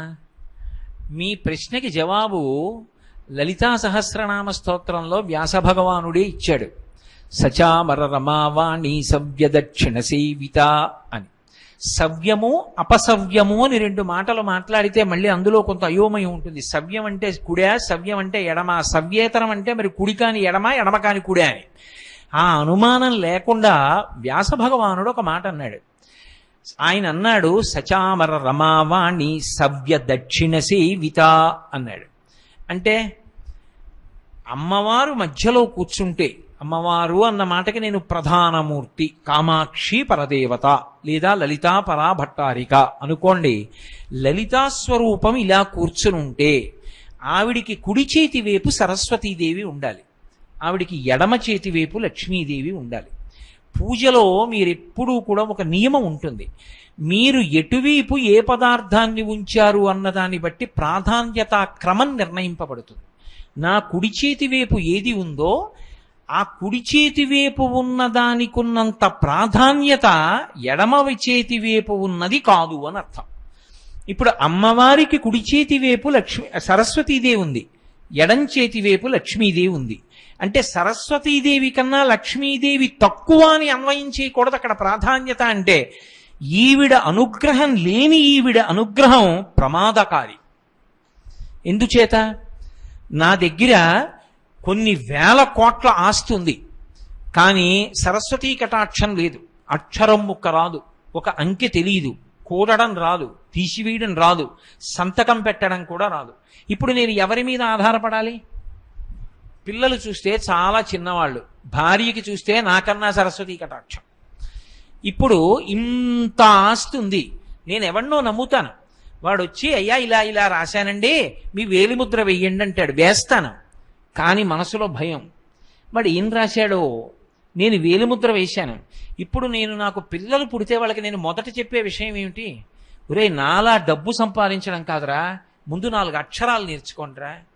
సరస్వతీ కటాక్షం లేని లక్ష్మీ కటాక్షం భయహేతురా.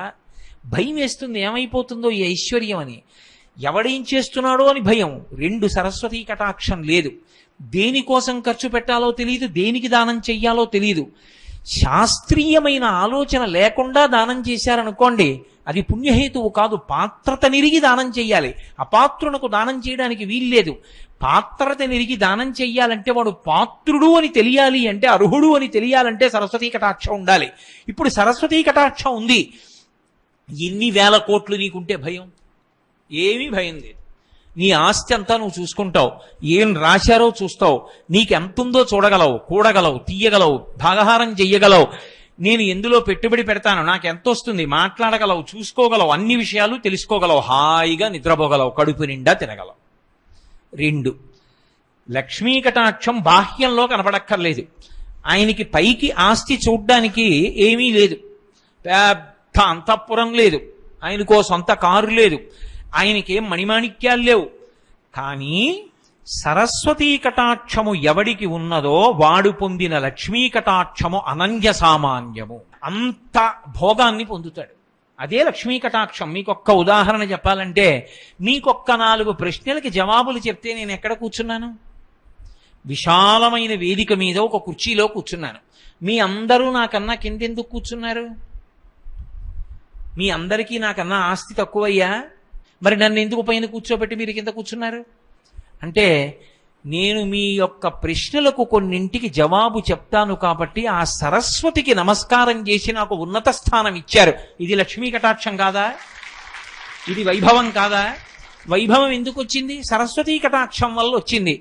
నేను ఎక్కడో ట్రాఫిక్లో ఇరుక్కుపోయి 1 గంట సేపు ఆలస్యం అయ్యాను. మీరందరూ ఎందుకు ఓపిక పట్టి కూర్చున్నారు? వాడు చెప్పేది విందామని. నా గురించి చెప్పుకుంటున్నానంటే మీలో ఒకడు వస్తాడా ఈ సభకి? రారు. భగవతి గురించి చెప్తానంటే వస్తారు. అంటే సరస్వతీ కటాక్షము లక్ష్మీ కటాక్షమునకు తనంత తాను హేతు. తెలిసి తెలియని వాళ్ళు సరస్వతి లక్ష్మి ఓ చోట ఉండరంటారు. ఎందుకంటారో తెలుసా ఆ మాట? వాళ్ళ అన్వయం వేరు. వాళ్ళంటారు శ్రీమన్నారాయణుడి యొక్క నాభికమలంలోంచి బ్రహ్మగారు పుట్టారు. ఇప్పుడు ఆ నాభికమలంలోంచి పుట్టినటువంటి బ్రహ్మగారు నారాయణుడికి ఏమవుతాడు? కొడుకు. నారాయణుడికి కొడుకు అయితే నారాయణుడి భార్య లక్ష్మికి ఏమవుతాడు? కొడుకు. ఆ కొడుకు బ్రహ్మ అయితే బ్రహ్మకి భార్య సరస్వతి ఏమవుతుంది? కోడలవుతుంది. లోకంలో నానుడు ఏమిటంటే అత్తా కోడలకి పడదు, అత్తా కోడలు ఎప్పుడూ వేరు కాపరాలు ఉంటారు, ఎప్పుడూ కలిసి ఉండరు. అందుకని అత్తా కోడలు ఓ చోట ఉండరు కాబట్టి సరస్వతి లక్ష్మి ఓ చోట ఉండరు అని సిద్ధాంతీకరిస్తారు. అత్తగారి కోసం బెంగ పెట్టుకుని పురిటికి వెళ్ళని కోడళ్ళు నాకు తెలుసు. కోడలి కోసం బెంగ పెట్టుకుని కోడల్ని చూడకుండా ఉండలేక పరుగులు తీసిన అత్తమామలు నాకు తెలుసు. అసలు ఏ ఇల్లు గౌరవింపబడుతుంది? ఎక్కడ అత్తా కోడలు దెబ్బలాడుకోకుండా కలిసిమెలిసి ఉంటారో ఆ ఇంటినే ఆదర్శప్రాయం అని చెప్తాం. ఆ ఇంట్లో చూడండి అత్తా కోడళ్ళు ఎలా ఉంటారో, తల్లి కూతుళ్ళలా ఉంటారంటాం. అది ఆదర్శప్రాయం అంటాం. అంతటి సంస్కృతిని నేర్పవలసిన తల్లులు లక్ష్మీ సరస్వతి ఎందుకు దెబ్బలాడుకుంటారు? వాళ్ళు దెబ్బలాడుకోరు. మనకున్న అవగుణాలు తీసుకెళ్లి వాళ్ళ యందు కూడా ఆరోపించడం. కాబట్టి సరస్వతి లక్ష్మి ఒక చోట ఉండరన్నది తప్పు. కానీ మూర్తులను ఆక్రమంలో ఎందుకు పెడతామంటే, అమ్మా నీ అనుగ్రహం చేత కుడివైపు ఉన్న సరస్వతి నాకు ముందు కావాలి. ఆవిడ అనుగ్రహం కలిగి లక్ష్మీ అనుగ్రహం కలగాలి. కలిగితే ఈ సరస్వతీ కటాక్షం వలన ఈ లక్ష్మీ కటాక్షాన్ని ధైర్యంగా భయం లేకుండా ధార్మికంగా ఉపయోగించుకొని ధర్మకార్యాలకు వినియోగించి ఇక్కడ అక్కడ సముచితమైనటువంటి స్థానాన్ని నేను పొందగలుగుతాను. ఇది లేని లక్ష్మి భయం. లక్ష్మి లేని సరస్వతి అసలు ఉండదు. లక్ష్మీదేవి కటాక్షం లేని సరస్వతీ కటాక్షం అన్న మాట లోకంలో లేదు. ఉండి తీరుతుంది సరస్వతి. విద్వాన్ సర్వత్ర పూజ్యతే. విద్వాంసుడైన వాడు సర్వత్ర పూజింపబడతాడు. ఎక్కడో ఒక చోట రెండు చోట్ల ఉండదు, అన్ని చోట్ల పూజింపబడతాడు. 4 ఉపన్యాసాలు చెప్పిన నేనే రైలు ఎక్కితే ఒక్కొక్కసారి నేను రైలు దిగేటప్పటికి 2 బుట్టల పళ్ళు పట్టుకెడతాను. ఎందుకని? రైలు బండెక్కినా పూజ్యత లభించింది. విద్వాంసుడనైనందుకు కాదు, 4 ఉపన్యాసాలు చెప్పినందుకు. ఇక విద్వాంసునకు గౌరవం లేకుండా ఎందుకుంటుంది? అందుకే కుడిపక్క సరస్వతిని, ఎడం పక్కన లక్ష్మిని అమ్మవారికి ఉంచి అమ్మవారిని సేవిస్తారు. అలా ఉంటుందని నేను చెప్పడం కాదు, వ్యాసుడే చెప్పాడు. శంకర భగవత్పాదులు కూడా ఇదే మాటని సరస్వత్యా లక్ష్మ్యా విధిహరి సపత్నో విహరతే అంటూ సౌందర్యలహరిలో చెప్పారు. సరస్వత్యా అని మొదట సరస్వతీ కటాక్షమే మాట్లాడారు. కారణం లక్ష్మిని కించపుర్చడం కాదు. సరస్వతీ కటాక్షం లేని లక్ష్మీ కటాక్షం అభ్యున్నతికి కారణం కావచ్చు, కాకపోవచ్చు. సరస్వతీ కటాక్షం ఎప్పుడూ అభ్యున్నతికి హేతువు. ఇందుకోసమని ముగురమ్మలని ఉంచినప్పుడు మధ్యలో కామాక్షి లలితాపరాభట్టారిక నుంచి ఆమెకి కుడివైపు సరస్వతి నుంచి ఆమెకు ఎడమ వైపు లక్ష్మీదేవి నుంచి పూజిస్తారు. మీరు ఇప్పుడు ఆ క్రమం గురించి సక్రమంగా అర్థం చేసుకుంటున్నారు అనుకున్నానమ్మా. మంచిది. శ్రీ గురుభ్యో నమః. తుడి చంద్రశేఖర్ పాదాభివందనములు. పూజలో వస్త్రధారణ నియమం ఏమిటి తెలియవలసింది. ఓ, చాలా మంచి విషయం. చాలా చాలా మంచి విషయం అడిగారు. పూజలో వస్త్రధారణ నియమమేమి? పూజ చేసేటప్పుడు అంటే ఒకటి జ్ఞాపకం పెట్టుకోండి, సాధారణంగా నిత్య పూజ చేయడం అనేటటువంటిది పురుషుడు చేస్తాడు. ఎవరు చెయ్యాలి ఇంట్లో అంటే యజమాని నిత్య పూజ చెయ్యాలి. ఎవరు చెప్పారు? సంకల్పంలోనే ఉంది. ధర్మపత్ని సమేతస్య అనుంది, కానీ పతి సమేతస్య అని లేదుగా. అంటే దాని అర్థం నేను చెయ్యాలి అని దాని అర్థం. ఇంట్లో పూజ ఇంటికి యజమాని చెయ్యాలి. ఎందుకని? ఇల్లు అభివృద్ధిలోకి రావాలని ఎవరు కోరుకోవాలి? యజమాని కోరుకోవాలి. యజమానిగా ఉన్నవాడు అది కూడా అడగడం బరువైపోతే పూజామందిరంలోకి వెళ్ళడం ఇంకా అంతకన్నా అన్యాయమైన విషయం ఏముంటుంది? ఇక నేను దాని మీద వ్యాఖ్యానం చేయడం అనవసరం. కాబట్టి అలాగే పూజ చేస్తారు అని మనం భావన చెయ్యాలి. చేసినప్పుడు పురుషుడు ప్రతిరోజు పూజ చేస్తాడు. ఏదో నైమిత్తిక తిథులలో పూజలు చేసేటప్పుడు భార్య కూడా పక్కన కూర్చుంటుంది, వినాయక వ్రతం లాంటిది చేసేటప్పుడు. ఇప్పుడు ఇందులో మీరు ఒక విషయాన్ని గమనించాలి. వస్త్రధారణ నియమము అన్నప్పుడు ప్రధానంగా వస్త్రధారణ నియమము అన్నది అన్వయం ఎవరికి అంటే పురుషునకు. స్త్రీ విషయంలో అంత లోతుగా స్పృశించవలసిన అవసరం ఉండదు. ఎందుకంటే ఎప్పటి నుంచో ఉన్న సంప్రదాయం, ఆడపిల్ల అయితే ఏదో లంగా ఓణి జాకెట్టు వేసుకుంటుంది, వివాహితలైతే చీర కట్టుకుని రవిక తొడుక్కుంటారు. మనం అమ్మవారికి అవే కదూ ప్రదానం చేస్తాం, కాబట్టి మనం కూడా అలాగే కట్టుకుంటాం. అంతకన్నా ఇక నేను స్త్రీల వస్త్రధారణకి సంబంధించిన విషయం గురించి చర్చ చెయ్యను. ఇక పురుషులకు సంబంధించి వేదం ఒక మాట చెప్పింది, వికచ్చః అనుత్తరీయశ్చ నగ్నశ్చ అవస్త్ర ఏవచ. గోచి పొయ్యకుండా కేవలం బట్టని చుట్టూ మాత్రమే తిప్పాడు అనుకోండి, దిగంబరుడే అవుతాడు. బట్ట గోచి పొయ్యాలి, వెనక్కి తీసి కుర్చీళ్లు పెట్టి గోచి వెనక్కి దోపుకోవాలి. దాన్ని కచ్చము అంటారు. అంటే గోచి పోసి కట్టుకున్నాడు. వికచ్చః అలా వెనక కుర్చీళ్లు పోసి గోచి పెట్టుకోలేదు. అనుత్తరీయశ్చ పైన ఉత్తరీయం లేదు. అంటే ఉత్తరీయం ఒకటే ఉండాలి పురుషుడికి. చొక్కా కానీ బనీను కానీ ఏదీ ఉండకూడదు పూజ చేసేటప్పుడు. దేవాలయంలోనైనా అంతే. ఏదో కళ్యాణం చేసుకోవడానికి వెళ్ళామనుకోండి, ఎవరో వచ్చి చిన్నపిల్లలకి చెప్పినట్టు మీరు చొక్కా విప్పండి, మీరు బనీని ఇప్పండి అని చెప్పక్కర్లేదు. మనంతట మనమే తీసి కూర్చోవాలి. ఎందుకంటే అది భగవంతుని యొక్క అనుగ్రహాన్ని అపేక్షిస్తున్నావు. నీ గుండెలలో ఏ పరమాత్మ ఉన్నాడో వాడే ఎదురుగుండా ఉన్నాడు. వాడు వీడిని, వీడు వాడికి కనపడాలి. నువ్వు ఉత్తరీయం ఒకటే వేసుకుంటారు పురుషులు. వేసుకుని వికచ్చః గోచి పోసి పంచ కట్టుకోవాలి. ఎడమ భుజం మీద ఉత్తరీయం ఉందనుకోండి, వాడు భార్యాసహితుడు మంగళప్రదుడని గుర్తు. కుడి భుజం మీద ఉత్తరీయం వేసుకున్నాడు అనుకోండి, భార్య చనిపోయింది, అమంగళకరుడు, ఆయన యజ్ఞయాగాది క్రతువులకు పనికిరాడని గుర్తు. అసలు ఉత్తరీయం వేసుకోలేదనుకోండి, ఆయన పూజకి అర్హుడు కాడు అని గుర్తు. కాబట్టి అనుత్తరీయశ్చ ఉత్తరీయం లేకుండా ఉండకూడదు. 2, ఇంటికి ఎవరైనా పెద్దలు వస్తున్నారనుకోండి, మీ యందు పెద్దరికం వాళ్ళు చూస్తున్నారు అని గుర్తేమిటో తెలుసా? మీకు స్వాగతం చెప్పడానికి బయటికి వచ్చిన ఇంటి యజమాని యొక్క ఎడమ భుజం మీద ఉత్తరీయం ఉన్నదా లేదా అన్నది చూసుకోవాలి. నేను ఎవరింటికైనా వెళ్ళాననుకోండి, ఆయన ఎడం భుజం మీద ఉత్తరీయం వేసుకుని ఎదురొచ్చి స్వాగతం పలికాడు అనుకోండి, నేను ఆయన యొక్క అభ్యున్నతి కొరకు మంచి మాటలు చెప్పచ్చు. ఆయన అలా రాలేదనుకోండి, నేను వెళ్ళి నా పని చూసుకుని వెళ్ళిపోవడమే మంచిది. ఎందుకో తెలుసా? నాకు ఆయన పెద్దరికం ఇస్తున్నాడని గుర్తేమిటంటే భుజం మీద ఉత్తరీయంతో స్వాగతం పలకాలి. మీరు గమనించండి, కావ్యాలలో పురాణాలలో భుజం మీద ఉత్తరీయంతో స్వాగతం పలికాడు అని ఉంటుంది. అప్పుడే పెద్దలు మాట్లాడతారు. కాబట్టి ఉత్తరీయం ఉండాలి. నువ్వు ఎవరితో సమన్వయం అవుతున్నావు? భగవంతుడితో సమన్వయం అవుతున్నావు. పూజలో ఆయన చెయ్యి చాపాలి, ఆయన కాళ్ళు చాపాలి, లేకుండా ఎలా ఆయన కాళ్ళు కడుగుతావు? ఆయన తింటే కదూ నువ్వు పెట్టింది అందింది. ఆయన అనుగ్రహించాలంటే నువ్వు మంగళప్రదుడవై ఉండాలి, ఉత్తరీయం వేసుకుని ఉండాలి. అనుత్తరీయశ్చ నగ్నశ్చ, వాడు బట్టలు లేకుండా పూజ చేశాడు అని గుర్తు. అవస్త్రయేవచ, మళ్ళీ నొక్కి చెప్పింది వేదం. వాడు నగ్నంగా ఉన్నాడు. నగ్నము అన్న మాటకు అర్థం ఏమిటంటే దిక్కులు కప్పని వాడై ఉన్నాడు. నేను ఏదో ఇలా ఒక్కటే కట్టాననుకోండి, పూజకు పనికిరాను. గోచీపోసి కట్టే కూర్చోవాలి. అందుకే మీరు ఎప్పుడైనా చూడండి, వేదం చదువుకున్న పెద్దలు వాళ్ళు భోజనం చేస్తుంటే కనీసం అంగవస్త్రం అంటారు, చిన్న గుడ్డైనా సరే గోచీపోసి కట్టు కూర్చుని భోజనం చేస్తారు తప్ప అసలు వికచ్చంగా భోజనం చేయరు. వికచ్చంగా పూజ దగ్గరికి వెళ్ళరు. దేవాలయంలోకి అంతరాలయ ప్రవేశం చెయ్యరు. వికచ్చ అనుత్తరీయశ్చ నగ్నశ్చ అవస్త్రయేవచ. రెండు, అలా పంచె కట్టుకునేటప్పుడు ఆ పంచెకి కానీ ఉత్తరీయానికి కానీ అంచు ఉండాలి. అంచులేని బట్ట కట్టాడు అంటే అమంగళప్రదుడు అని గుర్తు, అమంగళమైన స్థితిలో ఉన్నాడు అని గుర్తు. అందుకే అవతలవాడు 10 కాలాలు బ్రతకాలి అని కోరుకుంటే ఏం చేస్తారంటే అంచు ఉన్న బట్టలు తీసుకొచ్చి పెడతారు.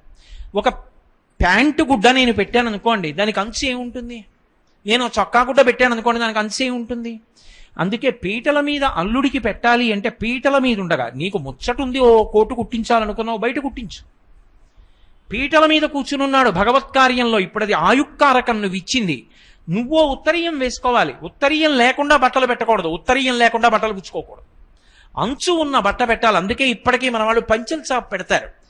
పరమమంగళప్రదుడని గుర్తేమిటి? అంచు ఉన్న బట్ట గోచీ పోసి కట్టుకుని ఉత్తరీయం వేసుకున్నాడు అనుకోండి, పరమమంగళప్రదుడు శౌచంతో ఉన్నాడని గుర్తు.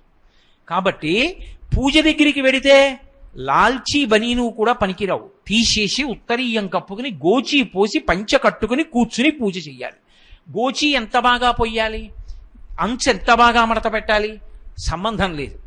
నువ్వు ఒక అంచు తీసి నీకొచ్చినట్టు కుచ్చిళ్ళు పెట్టి దోపుకుంటే చాలు, కచ్చమున్నట్టు. కాబట్టి పురుషుడికి పూజ చేసేటప్పుడు వస్త్రధారణ యందు అటువంటి నియమము ఉన్నది. కాబట్టి అదేం పెద్ద విశేషం అండి. గోచీపోసి పంచగట్టుకోవడం అనేటటువంటిది బ్రహ్మ విద్య ఏం కాదు. కాస్త బట్ట యువతలకి విడిచి యువతల బట్టని కుర్చీళ్ళు పెట్టి ఇలా దోపుకుని తీసి వెనక్కి తిప్పి కుర్చీళ్ళు ఎట్టి ఇలా దోపితే అయిపోయింది. వైదికం ఎన్నో చేస్తున్నాం, అది పెద్ద విషయం ఏం కాదు. కానీ ఎవరో మంచి ప్రశ్న అడిగారు. పూజ యందు ఎప్పుడూ గోచీపోసి పంచ కట్టుకుని పురుషుడు ఉత్తరీయం వేసుకుని పూజ చేయవలసి ఉంటుంది. వాల్మీకి మహామహర్షి విమర్శి ఆయన కన్నా వ్యాస భగవానునికి గౌరవం ఇచ్చారు, ఎందుచేత, కారణం ఏమిటి? వాల్మీకాది మహర్షుల కన్నా వ్యాస భగవానుడికి ఏ కారణం చేత అంత విశేషమైనటువంటి గౌరవం లభించింది? వాల్మీకి సూర్యవంశానికి చెందినటువంటి రామాయణాన్ని రచన చేశారు. సూర్యవంశ ప్రభువు రామచంద్ర ప్రభువు. చంద్రవంశానికి సంబంధించినటువంటి భారతాన్ని వ్యాస భగవానుడిచ్చాడు. సూర్యచంద్రులిద్దరూ లేకపోతే ఒక రోజు ఎంత చీకటో, వ్యాస వాల్మీక మహర్షులు లేకపోతే సనాతన ధర్మంలో వాంగ్మయానికి అంత లోటు. ఇద్దరూ నమస్కార యోగ్యులే, ఇద్దరూ ఆరాధనీయులే, ఇద్దరి పేరు చెప్తే తల వంచి నమస్కరించవలసిందే. కానీ ఎవరికన్నా కూడా వ్యాసుడే గొప్పవాడు. వ్యాసుడి కన్నా గొప్పవాడు అని సనాతన ధర్మంలో చెప్పడానికి ఉండదు. ఎందుకుండదు అంటే ఒక్కటే కారణం, వ్యాసో నారాయణ స్వయం. ప్రమాణవాక్కు అని ఒకటి ఉంటుంది. మనం అందరం ఏం చెయ్యాలి అంటే, ఎప్పుడైనా గీతాచార్యుడు భగవద్గీతలో ఒక మాట చెప్తాడు, కర్తవ్యమకృతం కావ్యం సతాం మన్యముదీరయేత్. రామాయణంలో మాట, మీరు ఏదైనా ఒక పని చెయ్యాలా చెయ్యకుండా ఉండాలా అంటే దానికి ప్రమాణం ఏది? దాన్ని చెప్పినటువంటిది వేదం ఒక్కటే. ఆ వేదము అనంతమైన రాశిగా పడిపోయి ఉంటే కలియుగంలో ధర్మానికి ప్రమాణము శాస్త్రము అయినటువంటి వేదాన్ని విభాగం చేసిన మహాపురుషుడు వేదవ్యాసుడు. అందుచేత వేదవ్యాసుడు అయ్యాడు. ఆయన కారణజన్ముడు. పైగా ఆయనే 18 పురాణములను ఇచ్చాడు. ఆయనే పంచమ వేదమైనటువంటి భారతాన్ని ఇచ్చాడు. ఆయనే మహాభారతంలో ఒక వ్యక్తి అయి ఎన్నో పర్యాయములు కనపడ్డాడు. కనపడి అసలు ఆర్షమైనటువంటి ధర్మములనన్నిటినీ కూడా నిరూపణం చేశాడు. వ్యాసుడు లేకపోతే అసలు ఈ లోకంలో చెప్పడానికి ఏమీ ఉండదు. ప్రమాణవాక్యేది అసలు? భగవద్గీతను ఎవరిచ్చారు? వ్యాసుడే ఇచ్చాడు భారతంలో. అలాగే బ్రహ్మసూత్రములను ఎవరిచ్చాడు? వ్యాసుడే ఇచ్చాడు. అటువంటి వ్యాసుడు వాంగ్మయానికి అంతటికీ కూడా వెలుగుల దివ్యలాంటివాడు. ఆ వ్యాసుడు లేకపోతే కటిక చీకటి గాఢాంధకారం. అందుకే వ్యాసుడెవరు అని అడిగారనుకోండి, వ్యాసుడు ఒక పెద్ద దీపం. ఆ దీపం మొట్టమొదటి దీపం. ఆ దీపంలోనే మిగిలిన ప్రమిదలలో దీపాలన్నీ వెలిగాయి. మిగిలిన గురుస్వరూపాలన్నీ కూడా వ్యాస భగవానుడి యొక్క హృదయాన్ని ఆవిష్కరిస్తూ పెడతాయి. శంకర భగవత్పాదులు ఉన్నారనుకోండి, వ్యాస హృదయాన్నే చెప్తారు. అందుకే గురువులను గురించి చెప్పేటప్పుడు ఒక మాట చెప్తారు పెద్దలు, వ్యాస దర్శనమైన వారు ఎవరున్నారో వారిని మహనీయులు అని పిలుస్తారు. అందుకే ద్వైతమత ప్రవర్తకాచార్యులైనటువంటి మధ్వాచార్యుల వారికి వ్యాస దర్శనమైంది. విశిష్టాద్వైత ప్రవర్తకాచార్యులైనటువంటి భగవద్ రామానుజులు వ్యాస దర్శనం పొందారు. శంకర భగవత్పాదులు వ్యాస దర్శనం పొందడం ఒకటే కాదు, బ్రహ్మసూత్రాల మీద భాష్యం విషయంలో శంకరులతో మహానుభావుడు వ్యాసుడు వాదించాడు. బ్రాహ్మణ రూపంలో వ్యాసుడిగా వస్తే శంకరులు మాట్లాడరు. నేల మీద పడి నమస్కారం చేసి ఊరుకుంటారు. ఆయన ముందు మాట్లాడరు. బ్రాహ్మణుడిగా వచ్చాడు, అందుకు చర్చించారు. చర్చిస్తే శంకరాచార్యుల వారి ప్రతిభ చూసి, నువ్వు శరీరం వదిలిపెట్టేస్తే ఇది వ్యాప్తి చేసేవాడు లేదు, అందుకని 32 సంవత్సరములు ఈ భూమండలం మీద ఉండమని అడిగినవాడు వ్యాసుడు. వ్యాసుడి వాక్కును అనుసరించి శంకరాచార్యుల వారు 32 ఏళ్ళు శరీరంతో ఉన్నారు. అంతటి మహానుభావుడు చిరంజీవి. ఇప్పటికీ వ్యాసుడు తిరుగుతూనే ఉంటాడు శరీరం. మహాపురుషుడు దర్శనమిస్తూ ఉంటాడు మహాత్ములకు. అటువంటి వ్యాసుడు లేనినాడు అసలు మనం ఎలా ప్రవర్తించాలి, భక్తి జ్ఞాన వైరాగ్యాలు ఎలా పొందాలి, మనకి వేదం అంటే ఏమిటి, పురాణం అంటే ఏమిటి, ఇవి చెప్పినవాడు లేడు. అసలు మొట్టమొదట వెలిగిన జ్యోతి ఏది అంటే వ్యాసుడే. ఆ వ్యాసుడెవరో కాదు, నారాయణుడే. పైగా ఇంకొక మాట ఏమిటో తెలుసా, వ్యాసుడు వ్యక్తి కాడు, వ్యాసుడు పదవి. ఆ పదవిలోకి ఒక్కొక్క మహానుభావుడు వచ్చి కూర్చుని వ్యాసుడు అవుతూ ఉంటాడు. ఇప్పుడు కృష్ణద్వైపాయనుడు వ్యాసుడు ద్వాపరయుగం చివరిలోకి వచ్చేటప్పటికి. కాబట్టి వ్యాస అన్న శబ్దమే అంత గొప్పది. అందుకే మొదటి నమస్కారం వ్యాసుడికి చేస్తారు. 2 తర్పణ చేస్తారు. మహర్షులకు తర్పణ చేసేటప్పుడు అందరి పేర్లు చెప్పక్కర్లేదు, వ్యాస భగవానుడి పేరొక్కటి చెప్పి తర్పణ చేస్తే మహర్షి మండలానికి అందుతుంది. అందుకే మహర్షి తర్పణం చేసేటప్పుడు, ఋషి తర్పణం చేసేటప్పుడు వ్యాసుడి పేరుతోటే ప్రారంభం అవుతుంది. అంతటి మహానుభావుడు, అంతటి అద్భుతమైన స్థాయిని పొందినటువంటి వాడు వ్యాసుడు. అందుకే వ్యాసుణ్ణి ప్రత్యేకంగా గౌరవిస్తారు తప్ప వ్యాసుడితో సమాన స్థాయిలో ఎవరినీ గౌరవించరు. కారణం ఏమంటే అది తక్కువ చేయడం కాదు, ఆయనని గౌరవించడానికి వాళ్ళందరూ కూడా అంత సంతోషాన్ని పొందుతారు. ఒక శంకర భగవత్పాదులు ఉన్నారనుకోండి, వ్యాసవాక్కు చెప్పి పరవశించిపోతారు. మిగిలినటువంటి ఏ గురుస్వరూపాలు చూడండి, మధ్వాచార్యుల వారిని చూడండి, భగవత్ రామానుజాచార్యుల వారిని చూడండి, చంద్రశేఖరేంద్ర సరస్వతి మహాస్వామి వారిని చూడండి, చంద్రశేఖర భారతిని చూడండి, విద్యారణ్య స్వామిని చూడండి, ఎవరైనా సరే వ్యాసుడు అంటే 2 చేతులు ఎత్తి నమస్కరిస్తారు. వ్యాస పూర్ణిమ వచ్చిందనుకోండి, పీఠాధిపతులు కూడా అంత పెద్ద పూజ చేసి వ్యాసుడికి నమస్కరిస్తారు. ఎందుచేత అంటే అది ఈ లోకంలో వెలిగినటువంటి మొట్టమొదటి జ్ఞాన జ్యోతి. దాని నుండి మిగిలిన జ్యోతులన్నీ వెలిగాయి. అటువంటి మహానుభావుడు, అంత గొప్పవాడైనటువంటి వేదవ్యాసుణ్ణి స్మరిస్తే చాలు, నమస్కరిస్తే చాలు, మనం అందరం కూడా పునీతులమవుతాం. అందుకే ఎందరో మహర్షులున్నా వ్యాసుడిది ఒక ప్రత్యేకమైనటువంటి స్థానం, వ్యాసుడికి ఒక ప్రత్యేకమైన గౌరవం. వ్యాసుడికి ఒక ప్రత్యేకమైన నమస్కారం, వ్యాసుడికి ఒక ప్రత్యేకమైన తర్పణ, అన్ని గౌరవాలు పొందినవాడు వేదవ్యాసుడు. శ్రీ గురుభ్యో నమః. జంతువునాం నరజన్మ దుర్లభం అంటారు. మరి అటువంటి ఉత్కృష్టమైన మానవ జన్మ పొందిన మనుష్యుడు ప్రయత్నపూర్వకంగా చేయవలసిన విధి ఏంటి? ఏ విధి వలన, ఏది ఆచరించడం వల్ల ఈ మనుష్యత్వం నిలబడుతుంది? కొంచెం సవివరంగా వివరించండి. మంచి మాట. మిగిలినటువంటి వాటికన్నిటికీ కలిపి 84 లక్షల జీవరాశుల్లో మనుష్య శరీరం వినా మిగిలిన వాటికన్నిటికీ కలిపి ఉన్న ధర్మం ఒక్కటే, పశుధర్మం. పశుధర్మం అన్న మాటలో కారుణ్యం అన్న మాటకి ఎక్కడా చోటు ఉండదు. మీరు చూడండి, ఆజన్మ వైరం అని ఉంటుంది వేదంలో. ఈ ఆజన్మ వైరము అన్న మాట గురించి ఒక సూక్తం కూడా చెప్పబడింది. అంటే వైరం అన్న మాట గురించి అని కాదు నా ఉద్దేశం, దాన్ని ప్రకటనం చేస్తూ. ఒకప్పుడు వశిష్ఠ మహర్షి ఇంద్రుడి ఇంటికి ఎడతాడు. ఇంద్రుడు చాలా డాబుగా ఉంటాడు, వశిష్ఠుడు గడ్డాలు పెరిగిపోయి మహానుభావుడు బ్రహ్మతేజస్సుతో ఉంటాడు. ఇంద్రుడి దగ్గర కుక్క ఉంది, దాని పేరు దేవశుని. ఆ కుక్క వశిష్ఠుడిని చూసి మురిగింది. మురిగితే వశిష్ఠుడు శునక సూక్తం చెప్పాడు, కుక్క మీద సూక్తం చెప్పాడు వేదంలో. ఆ సూక్తం చెప్తూ ఒక మాట అంటాడు, ఓ కుక్క, నీకు పందితో ఆజన్మ వైరం ఉన్నది అంటాడు. కుక్కకి కారణం ఉండదు, పంది కనపడితే తరుగుతుంది, పందిని కరుస్తుంది. 4 కుక్కలు కలిసి ఒక పందిని భయపెడతాయి, ఆజన్మ వైరం. పంది పిల్లని, చిన్న పంది పిల్ల అమ్మ దగ్గరికి పరిగెత్తలేకపోతే నిర్దాక్షిణ్యంగా నోట కరుచుకుని వెళ్ళిపోతుంది. అప్పుడు దిక్కుమాల కుక్కకి కారుణ్యం లేదా అన్న మాట అనకూడదు. పెద్ద పులి గర్భిణీ అయి ఉన్నటువంటి లేడిని కొట్టేస్తుంది, పాము పక్షి గుడ్లు తినేస్తుంది. కానీ జంతువునాం నరజన్మ దుర్లభం. శంకర భగవత్పాదులు ఆ మాట ఎందుకన్నారంటే, ఈ శరీరంతో వచ్చిన నువ్వు ఒక్కడివే ధర్మాచరణం చెయ్యగలవు. ధర్మము అన్న మాట ఎవరి కోసము అంటే కేవలం మనుష్యుడి కోసమే. ధర్మము మిగిలిన వాటికి లేదు. ఇంకా ధర్మాన్ని చెప్పేది వేదం ఒక్కటే. వేదమునకొక్కదానికే ధర్మం చెప్పే అధికారం. ఇది ధర్మము, ఇది ధర్మము కాదు చెప్పడానికి లోకంలో ఎవరికీ అధికారం లేదు. అది చెప్పేది వేదం ఒక్కటే. ఆ వేదం చెప్పిన ధర్మం ఏదుందో అది ఆచరించడానికి యోగ్యుడెవరంటే మనుష్యుడు ఒక్కడే. అసలు తెలుసుకోవడం అన్నది మనుష్యుడే కాదు, మిగిలిన వారికి తెలుసుకునే అధికారం లేదు. కాబట్టి నరుడు ఒక్కడే ధర్మాన్ని పాటించగలడు. ధర్మాన్ని పాటించిన నరుడు ఇక మళ్ళీ తిరిగి రావలసిన అవసరం లేదు, మోక్షానికి వెళ్ళిపోతాడు. అందుకే మనం అడగక్కర్లేదు. పురుషార్థములు అంటే ధర్మార్థ కామ మోక్ష చతుర్విధ పురుషార్థ ఫలసిద్ధ్యర్థం. కామము అర్థము ఈ రెండు దేనితో ముడిపడాలి? ధర్మంతో ముడిపడాలి. ధర్మము ప్రధానము. నువ్వు డబ్బు సంపాదించినా ఖర్చు పెట్టినా, నీకో కోరిక కలిగినా కోరిక తీర్చుకున్నా ధర్మంతో ముడిపడాలి.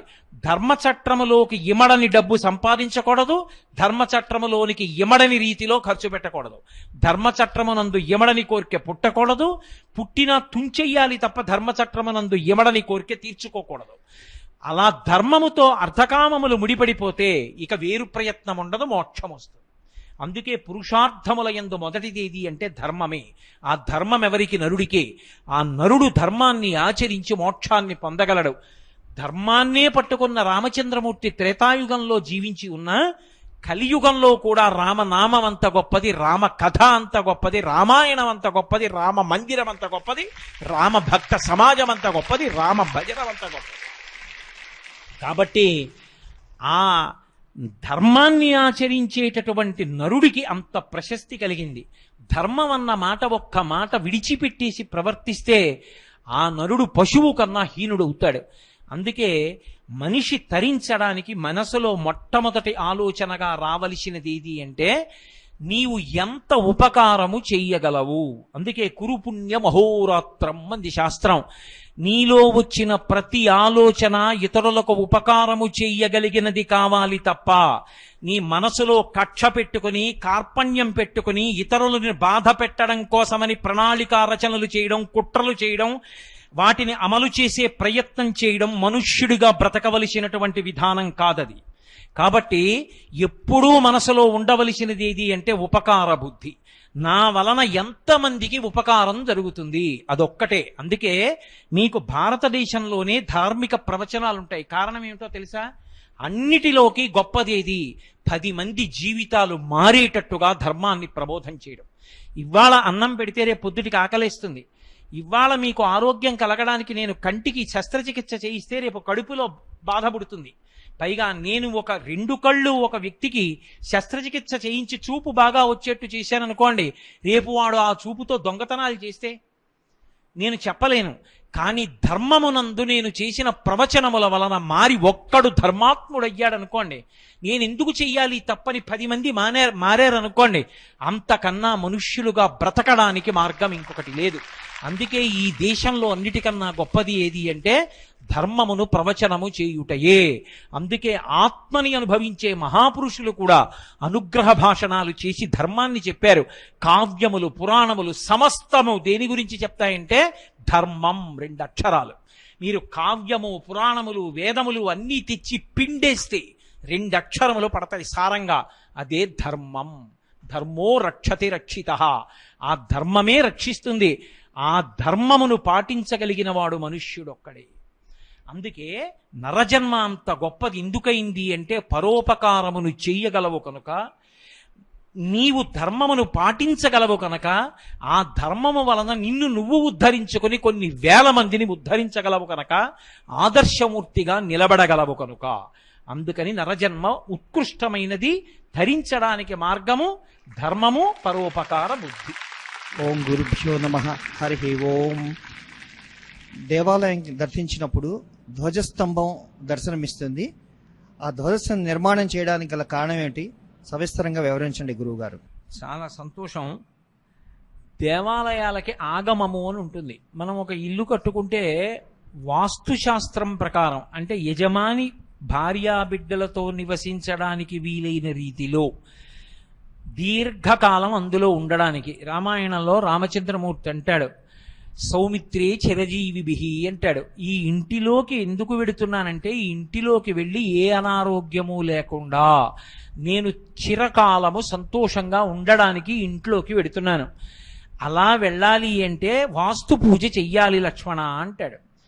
అది శాస్త్రాన్ని పాటించడం అంటే. అలా ఇంటికి వాస్తుశాస్త్రం ఎలా ఉంటుందో దేవాలయానికి ఆగమం అలా ఉంటుంది.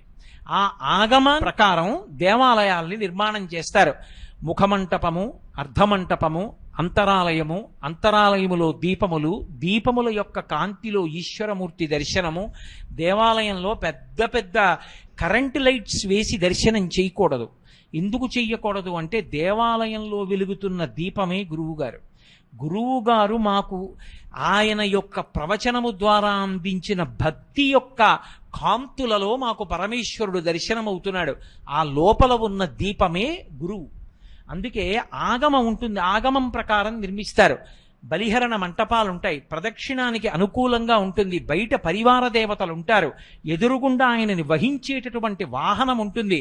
దానితో పాటుగా ధ్వజస్తంభం ఉంటుంది. ధ్వజము అంటే గుర్తు ఏమిటంటే జెండా. జెండా కనపడింది అనుకోండి ఎక్కడైనా, ఆ జెండాని బట్టి దాని వెనక ఎవరున్నారు చెప్తారు. త్రివర్ణ పతాకం ఎక్కడైనా కనపడింది అనుకోండి, ఓ ఇది భారతదేశ పతాకం. పరమ సంతోషంతో 2 చేతులు ఎత్తి నమస్కారం చేస్తాం. రామాయణంలో కోవిదార వృక్షం ముద్రగా కలిగిన పతాకం కనపడుతుంది రామలక్ష్మణులకు. అదిగో అది మన కోసల దేశం యొక్క సైన్యం, దశరథ మహారాజు గారి సైన్యం. అందుకే భారతంలో ఒక్కొక్క జెండా మీద ఉన్నటువంటి గుర్తును పట్టి ఒక్కొక్క వీరుడు ఉన్నాడు అని చెప్తారు. దేవాలయంలో ధ్వజం ఉండడం కాదు, కేవలం జెండా ఎగరైరు. ధ్వజమునకు స్థానంలో ధ్వజస్తంభం ఉంటుంది. ఆగమంలో ఎలా చెప్పారో అటువంటి కర్రతో తయారు చేసి బాగా ఎత్తుగా పెట్టి ఉంచుతారు ధ్వజస్తంభాన్ని. ధ్వజస్తంభం కనపడింది అనుకోండి ఎక్కడి నుంచైనా, ముందు ధ్వజస్తంభం కనపడుతుంది.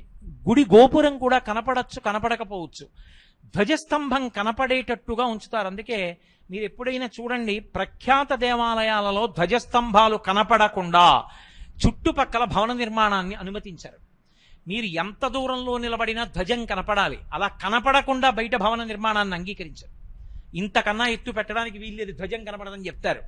ధ్వజం ఎందుకు కనపడాలో తెలుసా? 2 కారణముల చేత కనపడాలి. ఒకటి, మీరు సేద తీరుతారు. అమ్మయ్యా, నా తండ్రి ఉన్న స్థానం కనపడుతోంది, ఇక నిర్భయత్వం. అక్కడ పరమేశ్వరుడు ఉన్నాడు. 2 సంధ్యావందనానికి వేళైపోయింది. పూర్వం దేవాలయంలో అరుగుండేది. గబగబా వెళ్ళి తటాకంలో స్నానం చేసి అక్కడ కూర్చుని సంధ్యావందనం చేస్తాడు వేళ దాటిపోకుండా. ఒక ఆయనకి బట్టలు ఉతకడం వచ్చు, దేవాలయంలో వస్త్రాలు ఉతుకుతాడు. ఒక ఆయనకి డప్పు కొట్టడం వచ్చు, స్వామివారి ఊరిరిగింపుగా వెడుతుంటే డప్పు కొట్టి ముందెడతాడు.